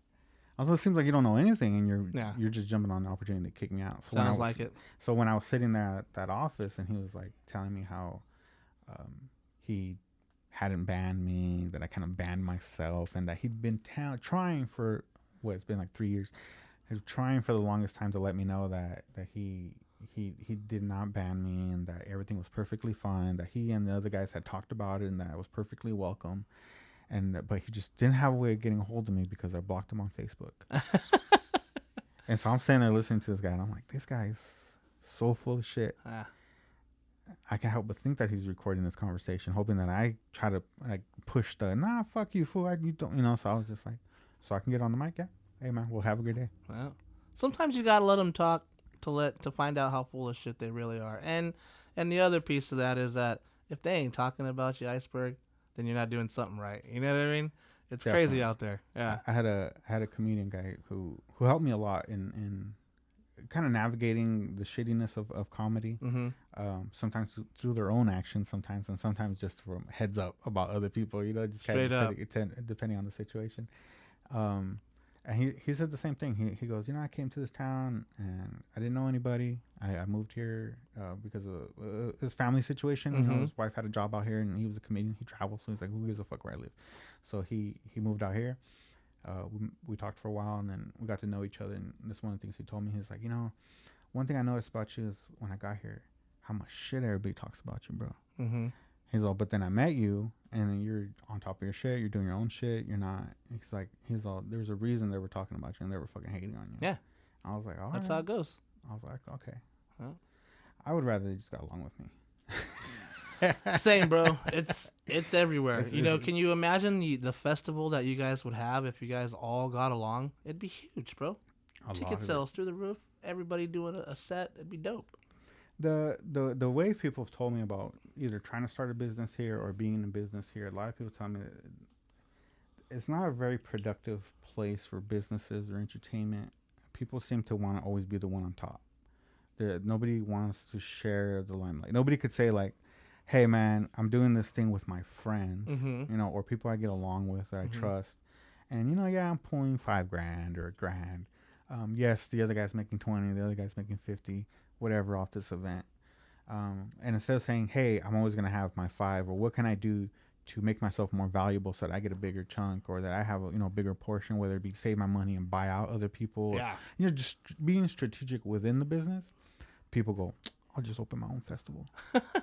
There's plenty on the plate for everybody to eat, bro, is the way that I see it out there. No matter what it is, whether it's comedy, DJing, whatever your business might be, whatever your forte might be, I feel like there's plenty on the plate for everybody to eat. But I'm gonna have to agree with you, man. I think everybody wants just to be the lone man at the top here. It's crazy.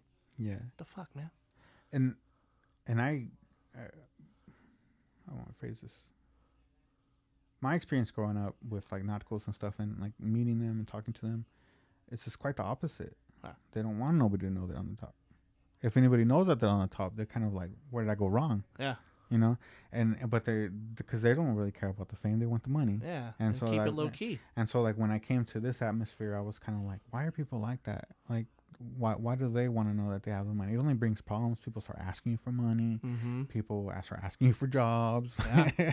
You know, people ask. And it's hard because sometimes it's your family or it's your best friend, and it's like, oh, like how do I not help this person? You know.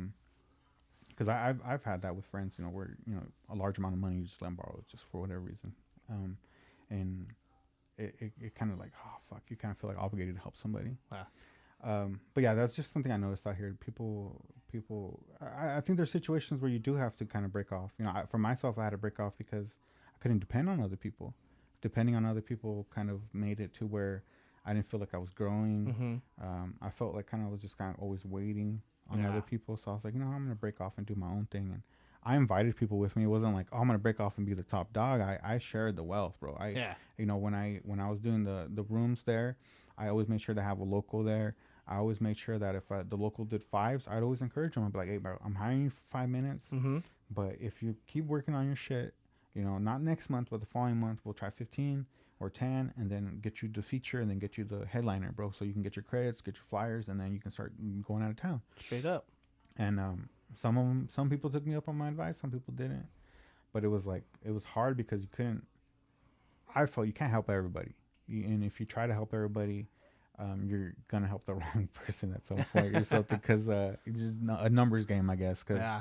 And I didn't really have any way of filtering people. So I remember I had the redheaded lady who owned the library. Tamara. Yeah. She hired me. She was very specific in that she did not want any kind of jokes regarding like violence towards women. You know, she was just like, no rape jokes. Yeah. No rape jokes, right? Okay. And I was like, I don't feel comfortable telling comics to filter themselves. Yeah. But she gave me a reason, and the reason was good enough to say like, okay, I'm gonna switch it up. So I tell the comics no rape jokes. I had maybe 5 comedians going up that night. All 5 of them tell me, it's all good. I don't have rape jokes anyways. So I'm like, cool. This local comedian goes up, and I've said his name already, but I think I cut it out. So I'll cut it out again. But I just won't say his name. He goes up there. He does like 10 minutes straight of rape jokes. And I'm just like, and he's talking about the room and the shit that happened with Frank. Oh, shit. He says he could smell it in the fucking bar. And I'm oh, just my like, God. I'm sitting there. I'm just like, and this lady, like, I knew I was going to have a conversation with her after Yeah. this. I was so embarrassed, Yeah. bro. So fucking embarrassed. And so I asked him, I was like, hey, bro, what the fuck, bro? He's like, I got nervous. I was like, you get nervous? You go to rape jokes, fool? Like, what the fuck is your explanation here, man? I was like, this guy's fucking crazy. So then I had to talk to her, and then I was like, I'm sorry. And she gave me some shit about it, but she was like, we moved on. Yeah. But then another time I kept pushing, and I got Danny Morrison to let me do the radio. Cool. And he liked it so much that he goes, hey, man, I'd like you to do the radio every first or second Saturday of the month. Mm-hmm. I was like, fuck yeah, bro. So I did that about 4 or 5 times. So that's 4 or 5 months, you know. And then I approached Danny, and I was like, Danny, I want to share the wealth. Like, you know, He's a good dude, man. His daughter and my daughter, they're best friends. Oh, that's awesome. Yeah. He goes, I like that, you know. And then that's really what he's about. He's always trying to like do community stuff, help everybody out. And so I get 2 comedians to agree to be on the show. And I was like, this time I'm going to reach to a little bit different, you know, not just this group. Because there's a couple groups out here. Yeah. So I reached to the other group. They're a little nemesis to each other. But I was like, hey, man, let me try to build a bridge here and reach out to this guy. So I go, hey, man, would you like to do a comedy show? He goes up. I think the first guy that goes up, he starts ragging on Danny. Oh, shit. And I don't think Danny liked it. You know, like I don't. Not that he didn't like being made fun of, because I've made fun of him before, and he didn't care. At least as far as I know, he didn't care. I mean, if you're right in front, you're gonna get razzed. Well, I think it was just not a good one. You know, they ragged on him, but it wasn't. It wasn't a good rag. It was more just like criticism or some shit. And so he kind of, from what I hear, he didn't much like it. And so, but the rest of the show was really good. Um, and so then I think about the next month, I invite another comedian. He tries to fight DJ Ogre, What the hell? bro. So we get in there, and I tell him like, hey, just be here at 9. And he's like, what time am I going up? I was like, I don't know.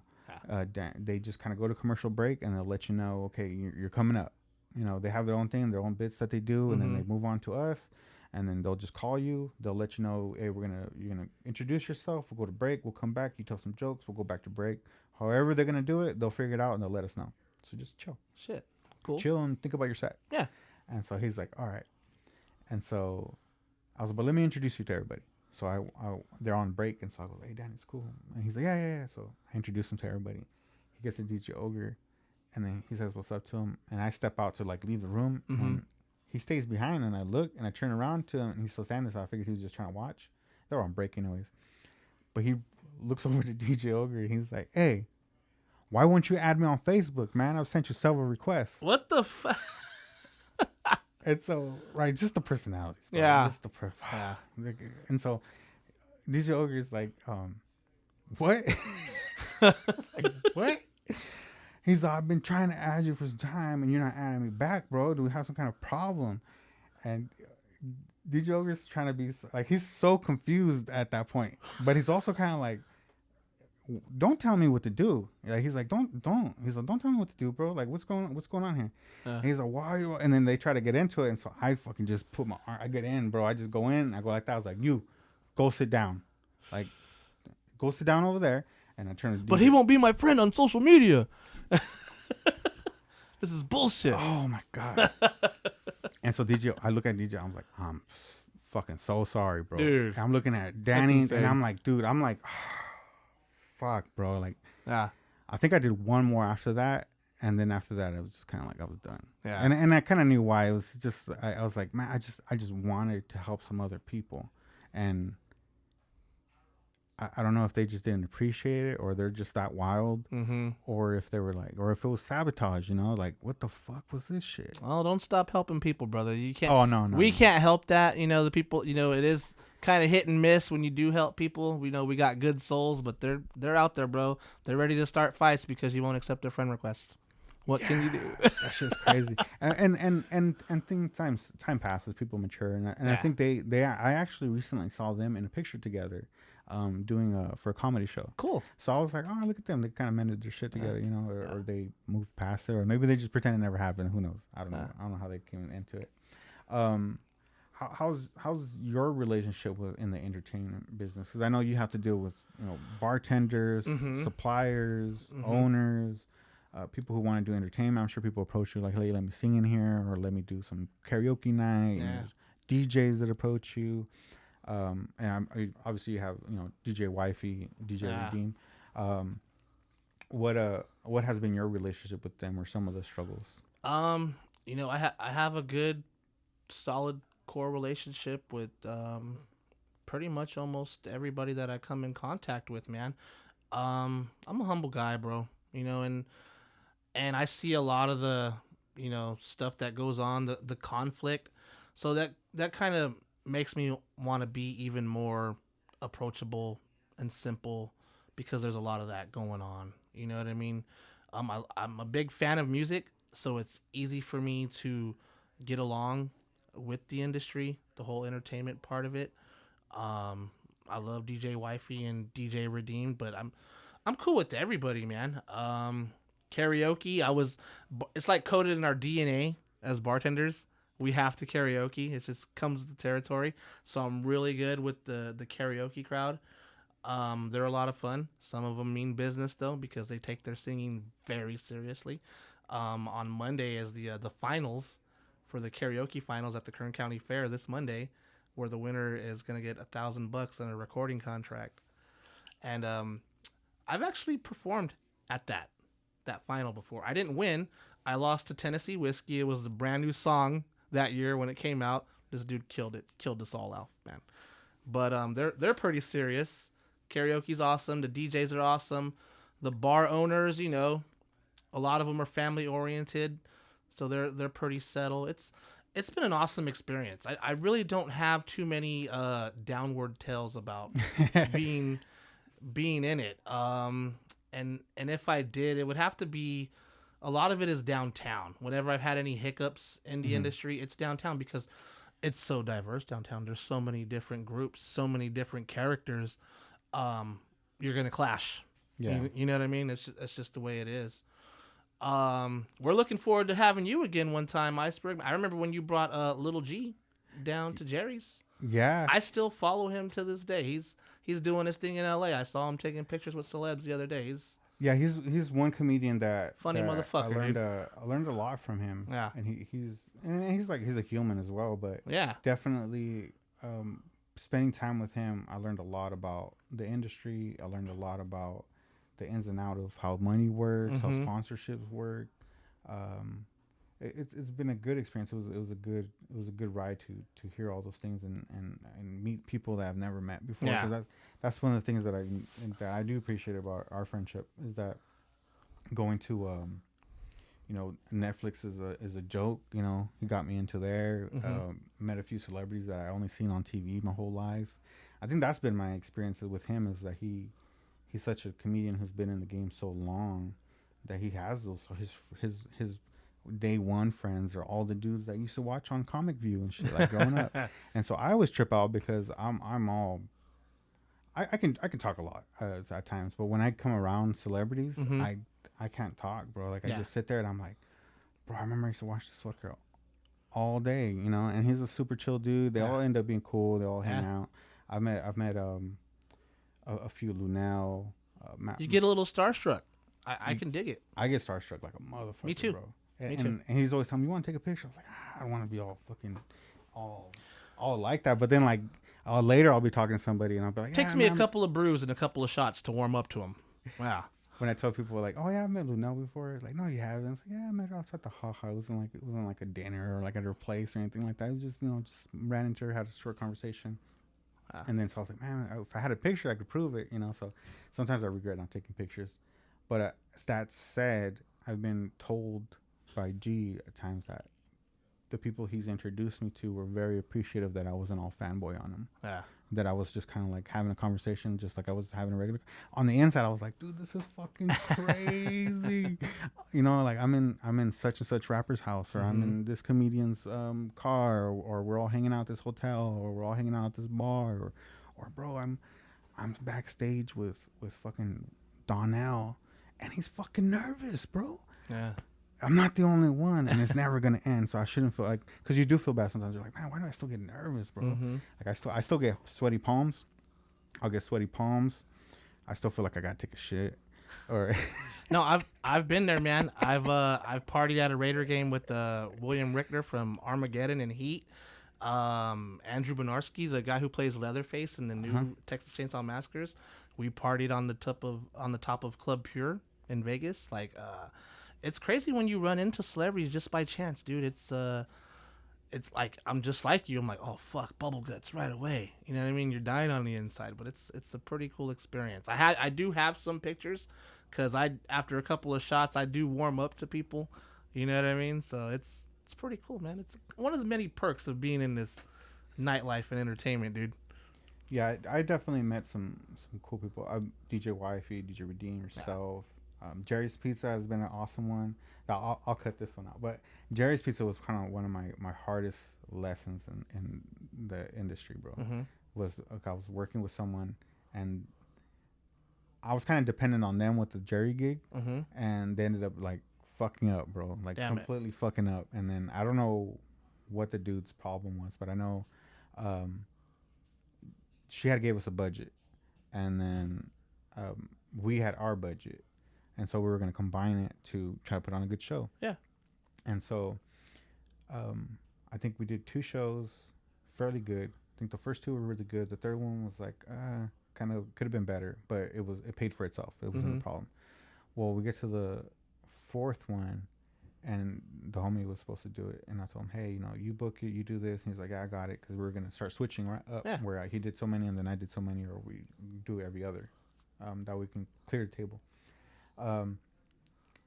think I was like a month out from the show, and I was like, hey, like, you're supposed to be working on this for like 2 months, like, who did you book? Yeah. And he's like, oh, I got some people. Don't worry about it. And I was like, well, I need to make some flyers. I need to let the owner know who's gonna be performing. The owner's asking me who's performing. Yeah, straight up.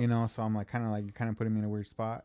And he's like, no, I got it. And so we get down to like the last 3 weeks or something. I was like, hey, bro, come on, man. Like, who? Give me a name. I need to make a flyer. And so what I figured out pretty towards the end, it was one of two things: either sabotage, like just kind of trying to sabotage me. Yeah. And I think that's other politics of other stuff. But I I realized that it was either that or the person was trying to keep the money. And so I was like, I did not want to get to the point where he went to go get the money, or he collected and we didn't end up producing something. So I was like, I can't burn that bridge. And so I actually went to Karina and I was like, hey, me and him, we're not putting on the show. I'm not working with this person. It's your choice what you want to do. If you want to continue with me, or if you just want to end it. But I don't feel comfortable working with this person in this situation, and I don't want to get into details about it. And so she's, I'm good. And so I was like, fuck. And it was a good deal, man. It was a good deal, and that guy, I think, just fucked it up. And I'm gonna cut it out, but it's a damn shame. He got a little bit of time. Oh man, I just it's a wild world out there. My industry, bartending life. I got a front row seat to the DJ life, or I should say the DJ beefs. You know what I mean? The DJ's beefs, they get all territorial too, bro. Like I get along with all of them, and they all, you know what I mean? They all bicker with each other. Just like how I told you about the comedians. I can't imagine the kind of festival they could have if they all worked together. You know what I mean? It's insane. We're in football season right now too, right? So I'm kind of feeling the same way about the Raiders. And we're doing shitty, I know. Heartbreaking. But in Kern County, the Raider fan clubs, it is so political, bro. There's like 4 organizations. I've heard about that. None of them get along. And I'm like, dude, can you imagine the festival we would have if they all got along? It's insane out there. Especially with Carr being from here. Yeah. It's just like, how could we not pull something off? And he's been very open. I mean, he works with the hospitals. He's done promotions for some businesses and giveaways. And yeah, I've heard the booster clubs have been very territorial, very push back on each other.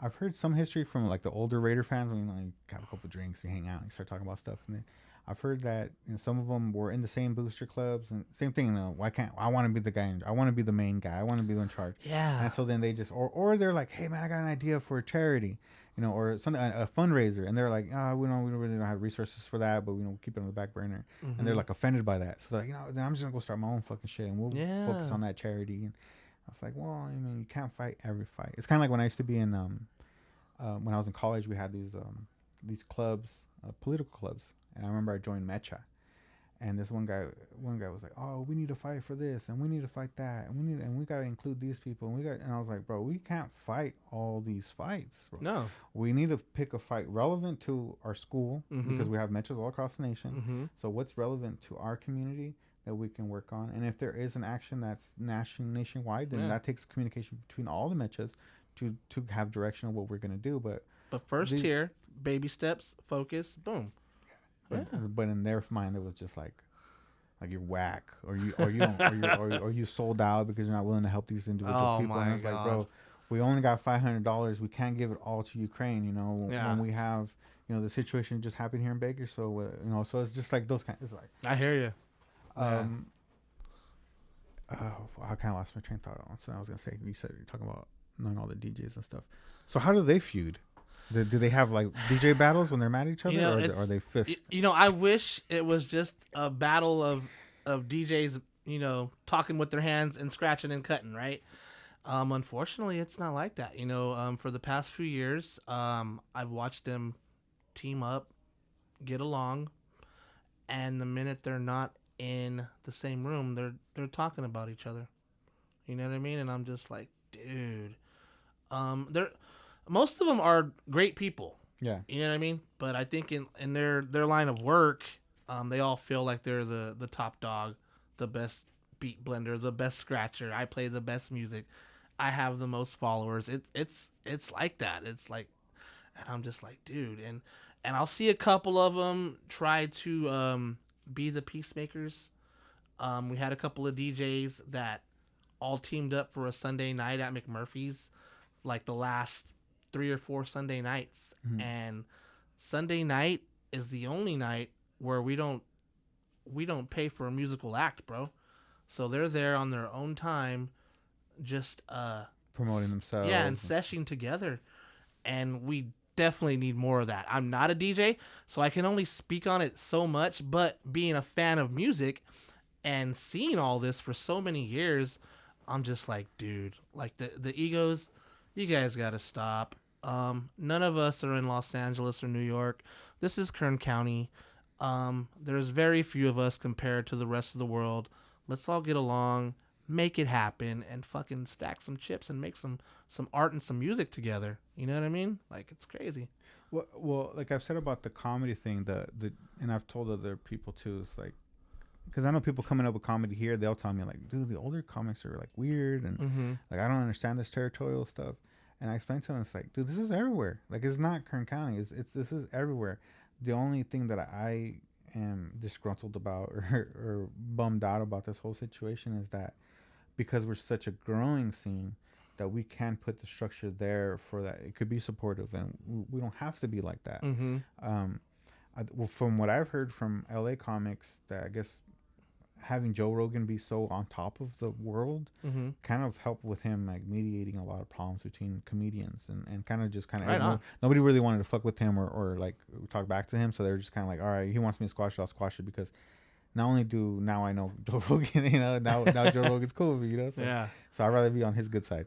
And so at least that's how people tell stuff. Yeah, no shit. And so once he moved to Texas, it was like taking the head off the mafia. You know, and now everybody wants to be the one in charge, and so now everybody's fighting and trying to get territory, and I own that show and I own that shift, and I believe it. It's like this thing is getting pretty wild out there right now. Yeah. All the veterans are kind of just like, damn, we didn't realize the structure that he had put there. So maybe that's something we need here. We need a person on top who by their own, you know, by their own ability, right? You can't just like, I'm not keen where you appoint him or some shit. Yeah. Like that, but definitely someone who makes it and does have that structure there, or even like the Well and the Laughing Stock, all those places. I'm gonna keep it real. I wish we had a commission, like the good old fashioned mob, where we sit at a table, you know, and there's no leader, but we all agree in majority. I mean, it's not gonna happen, but in a perfect world, it would. Yeah. But I just have a front row ticket to all of that stuff at night, and I see it, and I'm just like, man, this, you know what I mean? We could be so much better. You know what I mean? Yeah. Honestly, I think a lot of it sometimes is just people, maybe they don't have anything to lose, and so they have this mentality of being so negative, and like I said, having that front row seat myself. I think my perspective is a little different in that I'm not really reliant on it. You know, to me, I don't really care if I become a famous comedian. I just want to be better at it and make people laugh. How much I make from it, I really don't care. I don't mind having a 9 to 5. Right on. You know, it's just like, I think if people thought, oh, banning me from comedy would somehow deter me from doing comedy, it's like, no, I'll just go do it somewhere else. You know, and then it's like, and if it's for money or if it's regarding money, I have a 9 to 5, and you know, I'll just not go out every weekend. I won't go to your bar and spend a bunch of money on drinks watching these other comedians until it's my turn. I'll just save that money. And I'll save myself for a trip to go to Vegas and do a show with someone more popular than anybody I'll ever meet fucking here. Or I'll go to LA and you know, sneak my way into fucking Netflix as a joke. You know, I'm gonna live my fucking life. You know, it's like, you know, I gotta go all the way across town and do a podcast. Like, fuck, you know what? I'll just make one in my own home. There you go. Know? You know, our art. You know, I got into art lately. I didn't just go like, oh, I want to be a part of the art community and go to art people, you know. I just, you know, I through comedy, I met a cool person. I stayed in contact with that person. We continued to talk, and then one day I found out after inviting him to my comedy show that they started, we had a conversation. We were talking about philosophy. It was when I had a show called Philosophy Kings. Yeah. And I interviewed an artist named Brandon, and he went on my show. We talked a little bit, and then we stayed in communication. And one day we were hanging out, and we were talking about philosophy, and I was telling him what I liked about philosophy, and kind of the attributes of people who like philosophy, and how I like those people as friends. Yeah. And so we started talking, and I started telling him about this philosopher who had quit his job, and convinced all his friends to quit their jobs.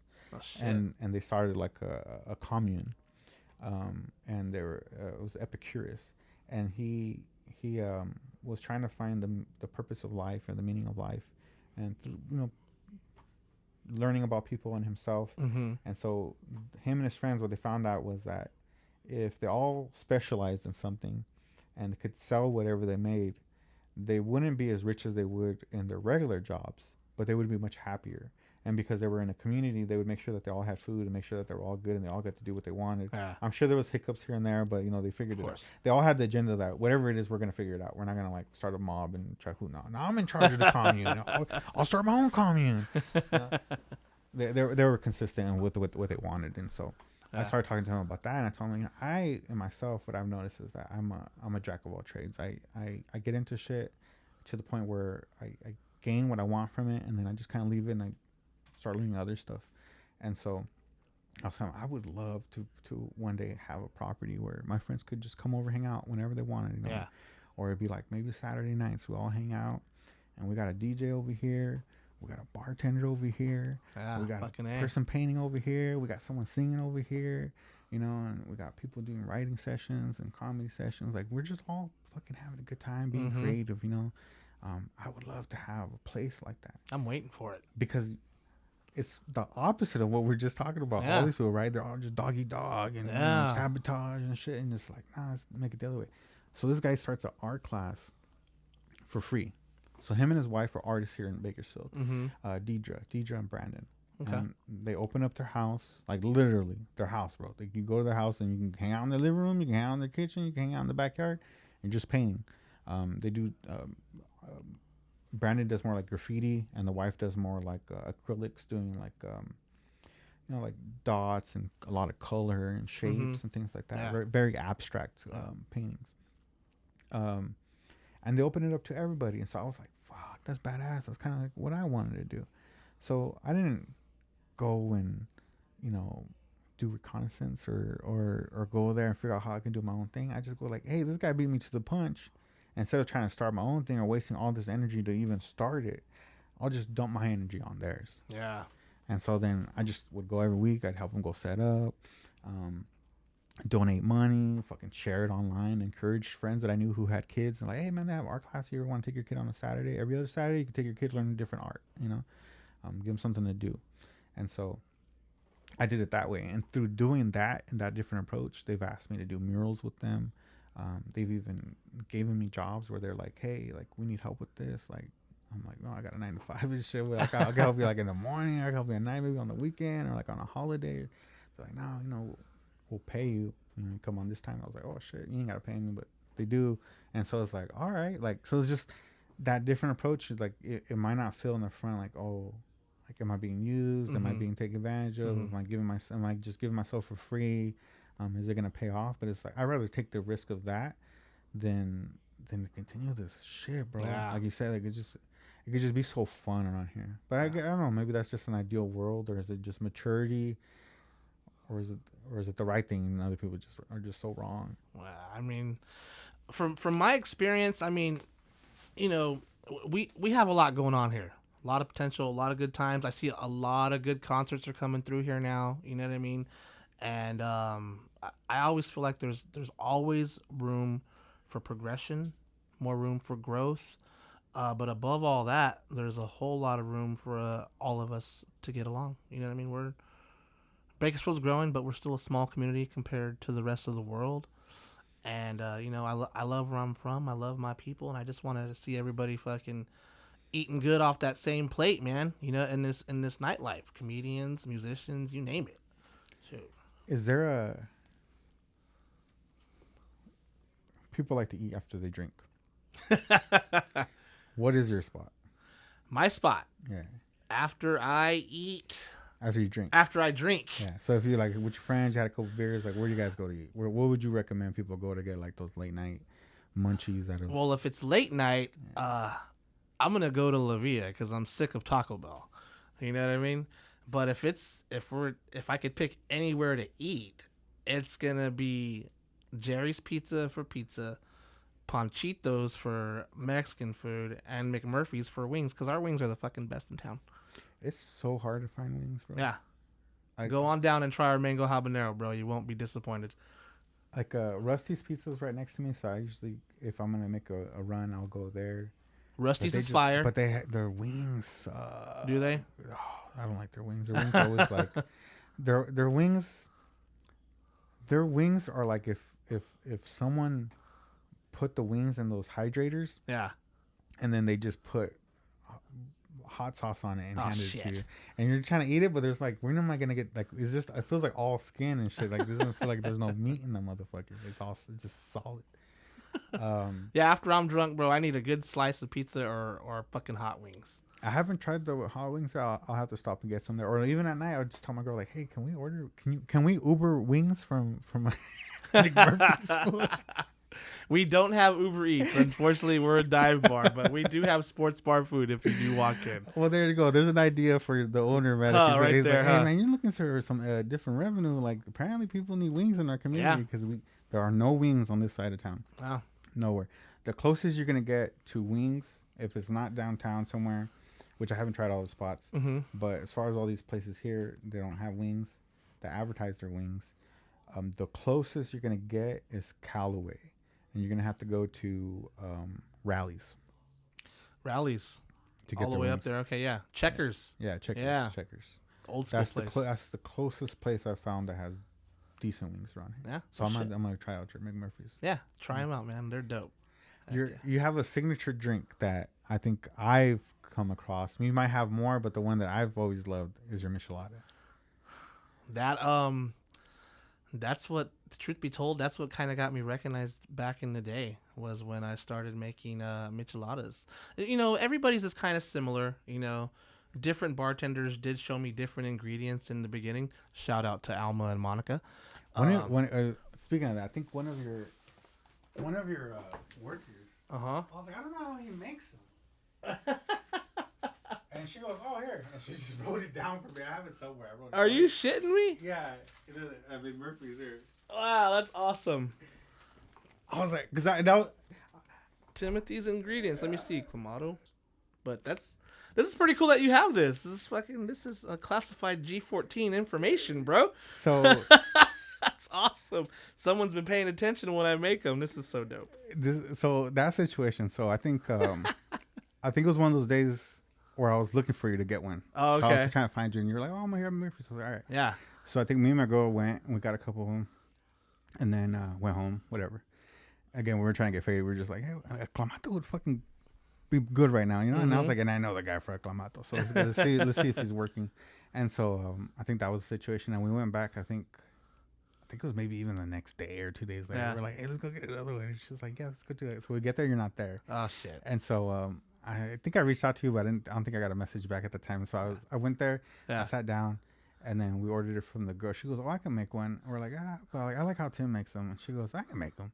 And I was like, all right. So she makes it. But it was still good though. But it wasn't. I don't know. Maybe some of it is just nostalgia or the thought of it. You know, they just like, that's from Tim. You know, he's a cool guy. Remember, they plays a part, right? The bartender plays a part. This is definitely a first for me. And so this is awesome. And so I tell her, or me and my girlfriend, you know, this starts talking to her, starts telling her like, yeah, we just came here from Micheladas. We like the Micheladas he makes. And she's like, oh, we're like, yeah. She goes, why don't you guys make them at home? And I'm like, I don't think a bartender should be telling us to drink at home. Like, so I'm kind of laughing to myself a little bit, you know. And so my girl was like, well, we don't know how to make them. She goes, oh. So she just writes it down and gives it to us. And I was like, and me and my girl both looked at each other. We're like, that kind of took away the magic. We have not made them at home. Oh, we still, if we crave them, well, we'll be like, oh, let's go to McMurphy's or something. I mean, I got a lot of time off coming up, but when I'm at the bar, man, just I'll message you and you come by and have one. I'm getting married in 2 weeks. What? Yeah, getting married. Flying to Nashville to get married, bro. So that was your bachelor? It was your bachelor party? It was co-ed. Co-ed. Yeah, Okay. it was gonna be like a bachelorette party, but then my best man, the maid of honor is his wife. So they were like, you know what, we're gonna have a one together. You know what I mean? And which is cool with me. You know what I mean? I wasn't really expecting anything or anything like that. But we had a big old party this past weekend, and dude, I barely started recovering this morning. It was crazy. Why are we over there? Is that her family's up there? No, family? my fiance is big into country music. Mm-hmm. We were gonna do a downtown rock and roll wedding here in B Town, but while we were engaged and this whole economy changed on us, everything started getting super expensive, bro. And so while we were crunching the numbers, I kind of threw it at her. I was like, we could always elope, She gave me that look that females give you when, you don't want to give them the big wedding. She was like, I let her sit on it for a couple days. She got back to me. You know how women like to do it. They like to do it over a text, not face to face. I didn't get breakfast for a few days. Yeah. Had some time to think. Yeah. And she's like, do you want to get married in Nashville? Because we were already deciding to honeymoon in Nashville. Because she loves country music. She's always wanted to go there. And so when she texted me that, she's like, do you want to get married in Nashville? I was like, yes. Hell yeah. 'Cause as a guy, tightwad ass, I'm going to save some fucking money. But I just responded to her. As a matter of fact, I called her. I was like, is that what you want to do, babe? All fucking put on my sweet voice. I'm like, yeah, we can do that. She's like, yeah. She's like, I've been looking it up. Actually, it's going to be so fun. Like, do you want to just get married in Nashville? I was like, yeah, babe, we can do that. Hung up. I was like, fuck. I just saved like 8 to 10 G's. So is there like a concert that you guys are gonna check out, or we do have an itinerary. There's a lot of stuff out there. The Grand Ole Opry, Graceland's about 3 hours away. There's lots of stuff. There's even a bar out there named after the whole Bakersfield Sound outlaw country movement back in the 50s from here. Buck Owens and all that stuff. The bar is called Bakersfield. Right there on the strip in Nashville, Tennessee. So that's one of the places I'm gonna be hitting. That's fucking random. Yeah. I didn't know. That's crazy. I didn't know either until we started looking stuff up. And country music, country artists like Buck Owens and Merle Haggard and that whole Dwight Yoakam, Streets of Bakersfield, that whole genre, they're a big deal out there. You know what I mean? They're a big deal out there in fucking Nashville. So I think that's something for someone who's not from out here. Yeah. I'm aware of that history. Mm-hmm. And I know it's promoted, but I think that's something that people forget sometimes. I think we kind of take it for granted because we have the Crystal Palace and all that stuff that relates to Buck Owens and the whole country movement, but we're from here. So we don't kind of see it from the outside world, you know what I mean? But I think from my perspective, I think moving here is just, I grew up in such a segregated area, Yeah. Whites, Mexicans, blacks, Asians, even the different types of Asians and different types of Hispanics and stuff, or Latin people, we're all really small groups all the time. And so when I came out here, I just kind of thought of country as like, oh, that's white music. That's white people music. I was the same way. But then you meet people and you're like, nah, this is good times music. It's like any music. It's a representation of a good time to somebody. Even if it's trap music, it's someone's good time. Country music was the last genre that I was interested in. It was barely maybe a couple years ago that I started listening to it more often because of my chick. And then I start listening to it and I'm like, maybe it's because I'm getting older. I don't know. But I started relating to a lot of it, and a lot of it's pretty fucking good. I was like, shit. My girl listens to a lot of country, mostly because at work, they can only have certain stations. Gotcha. And so they, this freaking mosquito got in here. Oh, shit. What do you call it?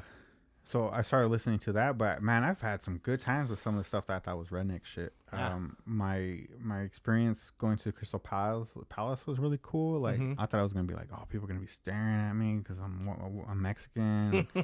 Nah, people were like, you're not line dancing. Why you gonna jump in there? It's like, oh, okay. People are kind of welcoming here. That's cool. Yeah, it's a cool spot. I went to a Condors game. I watched ice hockey for the first time. So, I was there. I was in the front row. My girl got some tickets to work, and then some dude got smashed against that plexiglass like the first 10 seconds of the game, and I was like, I fucking loved it, bro. I was like, hockey, watching it live is dope. NASCAR. I went to the races out there by Taft. Yeah. And I thought this was gonna be like, who watches cars go in a circle? You know.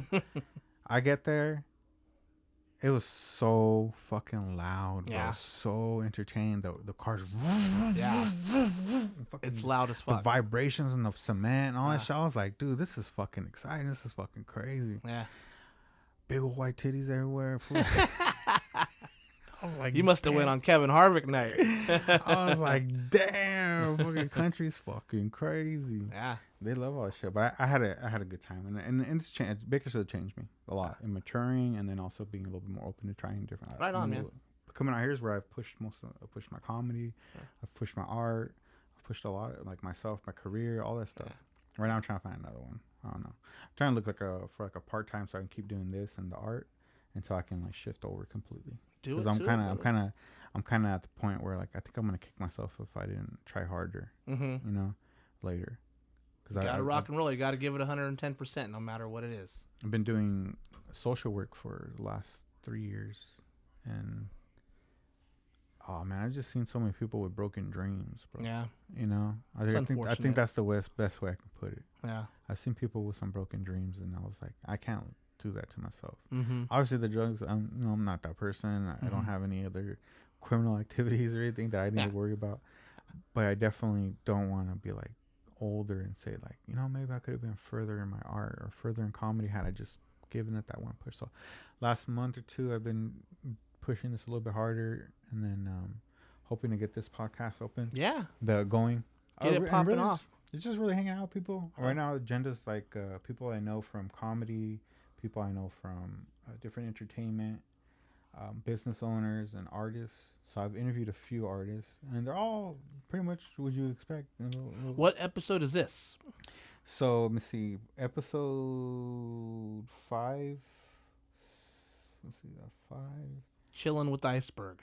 Yeah, chilling with Iceberg. So my audio ones go out first. Yeah, and those go out like pretty much as soon as I finish it.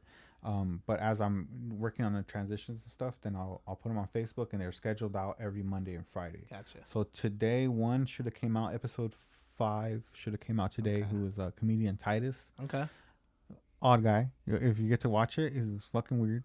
He's weird. He's weird, but he's entertainment. He's a comedian. He's just a different type of comedian. Christopher Titus? Oh no. His name is Titus Stevens. Okay. He has a show at Canoodle Studios, and he also has his own podcast from his home, and so he plays like characters. So right like, if you ever seen like some comedians like doing characters, so he's good at voiceovers. He does like voiceover stuff. Yeah. So he does movies. He's well known like as an extra in like pretty popular movies. He just did a movie. I'm escaping my mind right now, but he just recently did a movie for Netflix. The Upshaws. He was on the Upshaws. All that stuff. But he has a pimp, a preacher, a newscaster, and if you see the episode, he's talking to himself, bro, between these 3 characters for like 10 minutes straight. And I was like sitting here like, what the fuck? This was a little weird, bro. But he's entertaining, and we had a error because we started recording and I forgot to hit the record button, which I double check now. But, right on, good stuff. But so that would be episode 5. And episode 6, I'm still working on. I caught a little bit of episode 2 with you had a chick on. That was the artist. Her name's Julie. Yeah. And heads up to everybody, I'm learning all this stuff. Yeah. So for episode 1, I completely fucked up the audio. So if you listen at like a regular tone, you won't hear this small buzz. But if you're like blasting your headset or your speakers, you're gonna hear the slight buzz at the bottom. It was a faulty wire. Oh shit! So I fixed that problem. Episode 2, I'm still getting better at. Still a process, bro. At syncing the lips with the sound. Okay. So when we're done, I have the audio, and then I have the video. And then I put them on my computer, and then I line them up, and then I start editing. Yeah. But at that time, I was getting better at that. And now I'm getting better at transitions, the intros, outros. And so every time I do a weekend of editing, I try to pick up a new skill. So the first one was just trying to get it all running.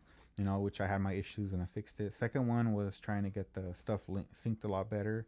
So by the fifth episode, I've gotten better at the syncing, the transitions of audio and scenes, the editing, everything. I've gotten faster. The only thing now is that I've been pretty clear with everybody, and this is gonna be my commitment to it is if anybody says anything that they did not mean to say or they overshared, I will edit it. Okay. Whether it be like, fuck, that was a good, I gotta get rid of it. Hey man, I'm not trying to have like I don't know what to say. I'm not trying to come up on somebody, Yeah. It's just, I feel you. It is what it is, man. It's just, and so I think that's kind of slowed down my process because lately I've been interviewing artists, and we've gone into certain discussions, and I think or they've overshared, and they told me like, hey, I need you to take this out. Gotcha. And so like I'm like, okay. So that's kind of slowed down the process. And then also, as you saw, I started doing the Halloween decorations in my home already. Way fucking early. Super early. That's cool though. Yeah, and it's like more than people probably want to expect for this early because was it September 26th? 26th day? Today's the 26th, and I have my porch decked out, and it's not even like a quarter done, bro. I still have to do all the windows. I'm still gonna put probably some more blood on some of the stuff out there. And then I still need to put they look dope. You have a fucking dead body hanging from your porch. Body, bro. That's awesome. Oh yeah, everybody's like, and then I have a bunch of Ring cameras. I don't know. There was a time when I needed some security because they were fumigating this place. Yeah. And I went down this rabbit hole on YouTube where like people get their houses fumigated and they break into them and steal all your shit. Oh fuck. And so we have insurance. But I was like, I just don't want to deal with the insurance and having to recoup my shit. So I was just going to buy some cameras. So I bought a bunch of Ring cameras from my house. And so I've noticed that when people walk by my house, like they're like talking about the decorations and shit. So I've been listening to all the neighbors talk about the decorations. Some of them I'm like, they fucking know this shit's recording, bro. Because one lady walked by, she walked by and her kid's like, Mom, look what he did this time. He did this. Yeah. And she goes, she didn't really look too enthusiastic about it, but she turned over and she was like, yeah, they should win an award for how creative they are. And then she walked away. They walked away, and I was like, she knew that shit was recorded. She knows there's fucking cameras right there. She knows. She's like me going into that back room at the fucking well and shit. Like, I know there's some fucking cameras in this. Straight up. Okay. Is there so what's coming up with you? Are you venturing outside of what you're doing now? Because I know you do your services for the bars for weddings and all that. Yeah, I'm back doing a private events for the holidays. The holidays get kind of busy in November and December. I took October off from doing all that because when I get back from Nashville in a couple of weeks, immediately we're gonna have more dinners, receptions, and all that stuff. I have a lot of private stuff going on, but until then, you can catch me every Taco Tuesday at McMurphy's. You can catch me every Saturday and Sunday night at McMurphy's, and you can catch me every Friday night at Club Noriega's on Stockdale Highway. That's where you can catch me, bro. Have you ever considered opening up a bar? I have. When I get older, I kind of don't want to be the guy with the gray beard still trying to serve drinks to 25-year-olds. You know what I mean? Okay. I have thought about that. But at the same time, I like staying in my lane without any of the hiccups. You know what I mean? As far as being a bar owner.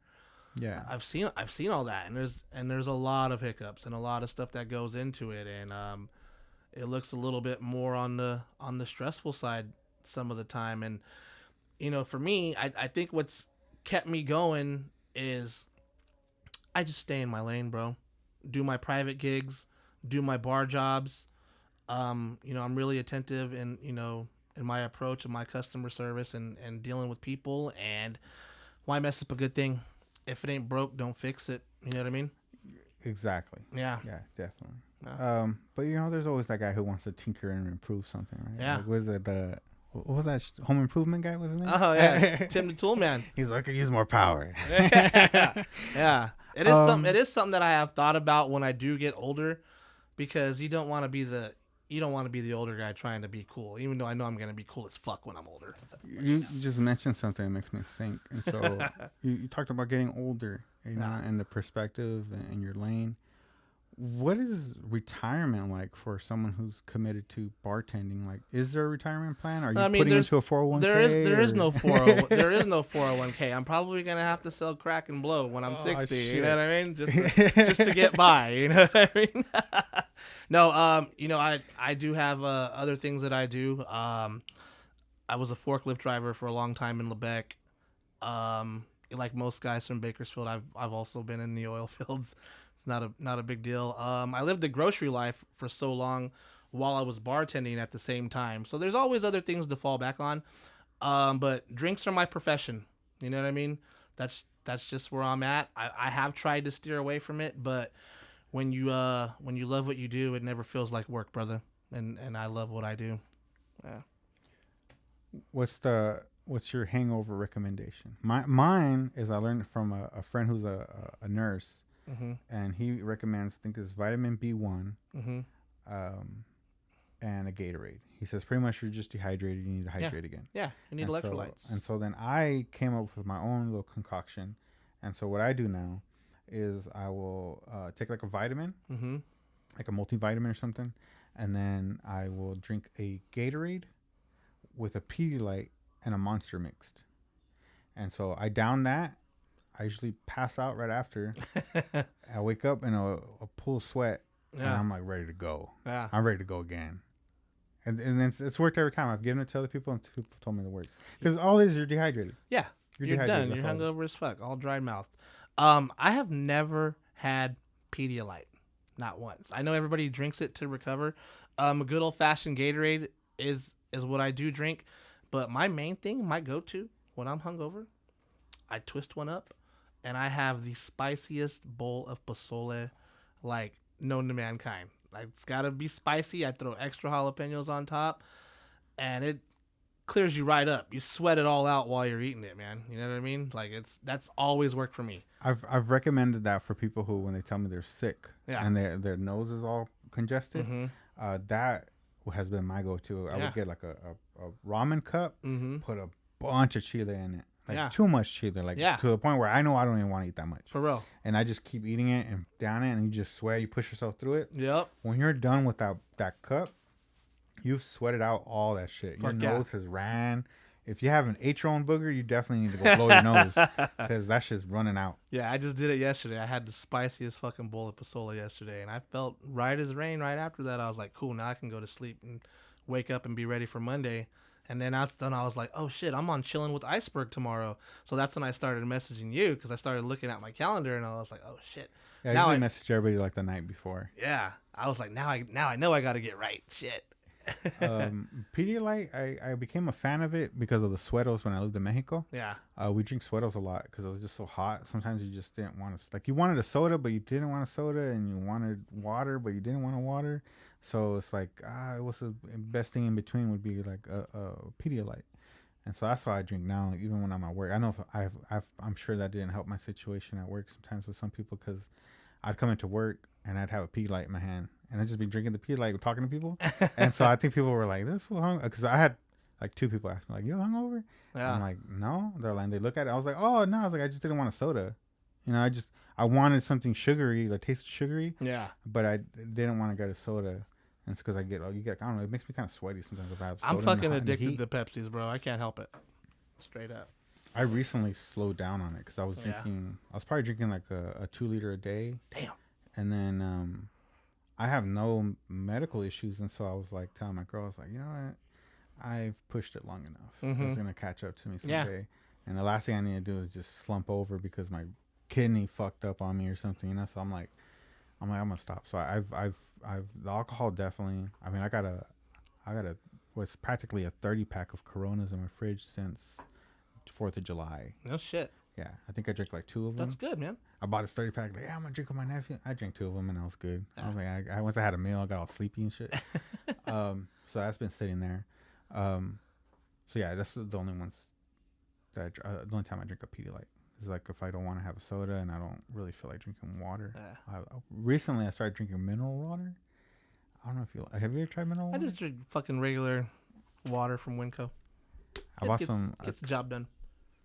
Got any other any other questions for me? And then we'll wrap up. No, just let me say, in closing, bro, it was, thank you for having me on, and I'm looking forward to the podcast taking off. This is Timothy in the Place to Be, aka Tim the Bartender. You can catch me every Tuesday at McMurphy's, every Friday at Noriega's, and every Saturday and Sunday at McMurphy's Irish Pub. This is Chilling with Iceberg. Keeping it live. I wish it was episode 5, but we keeping it straight on episode 8. One love, baby.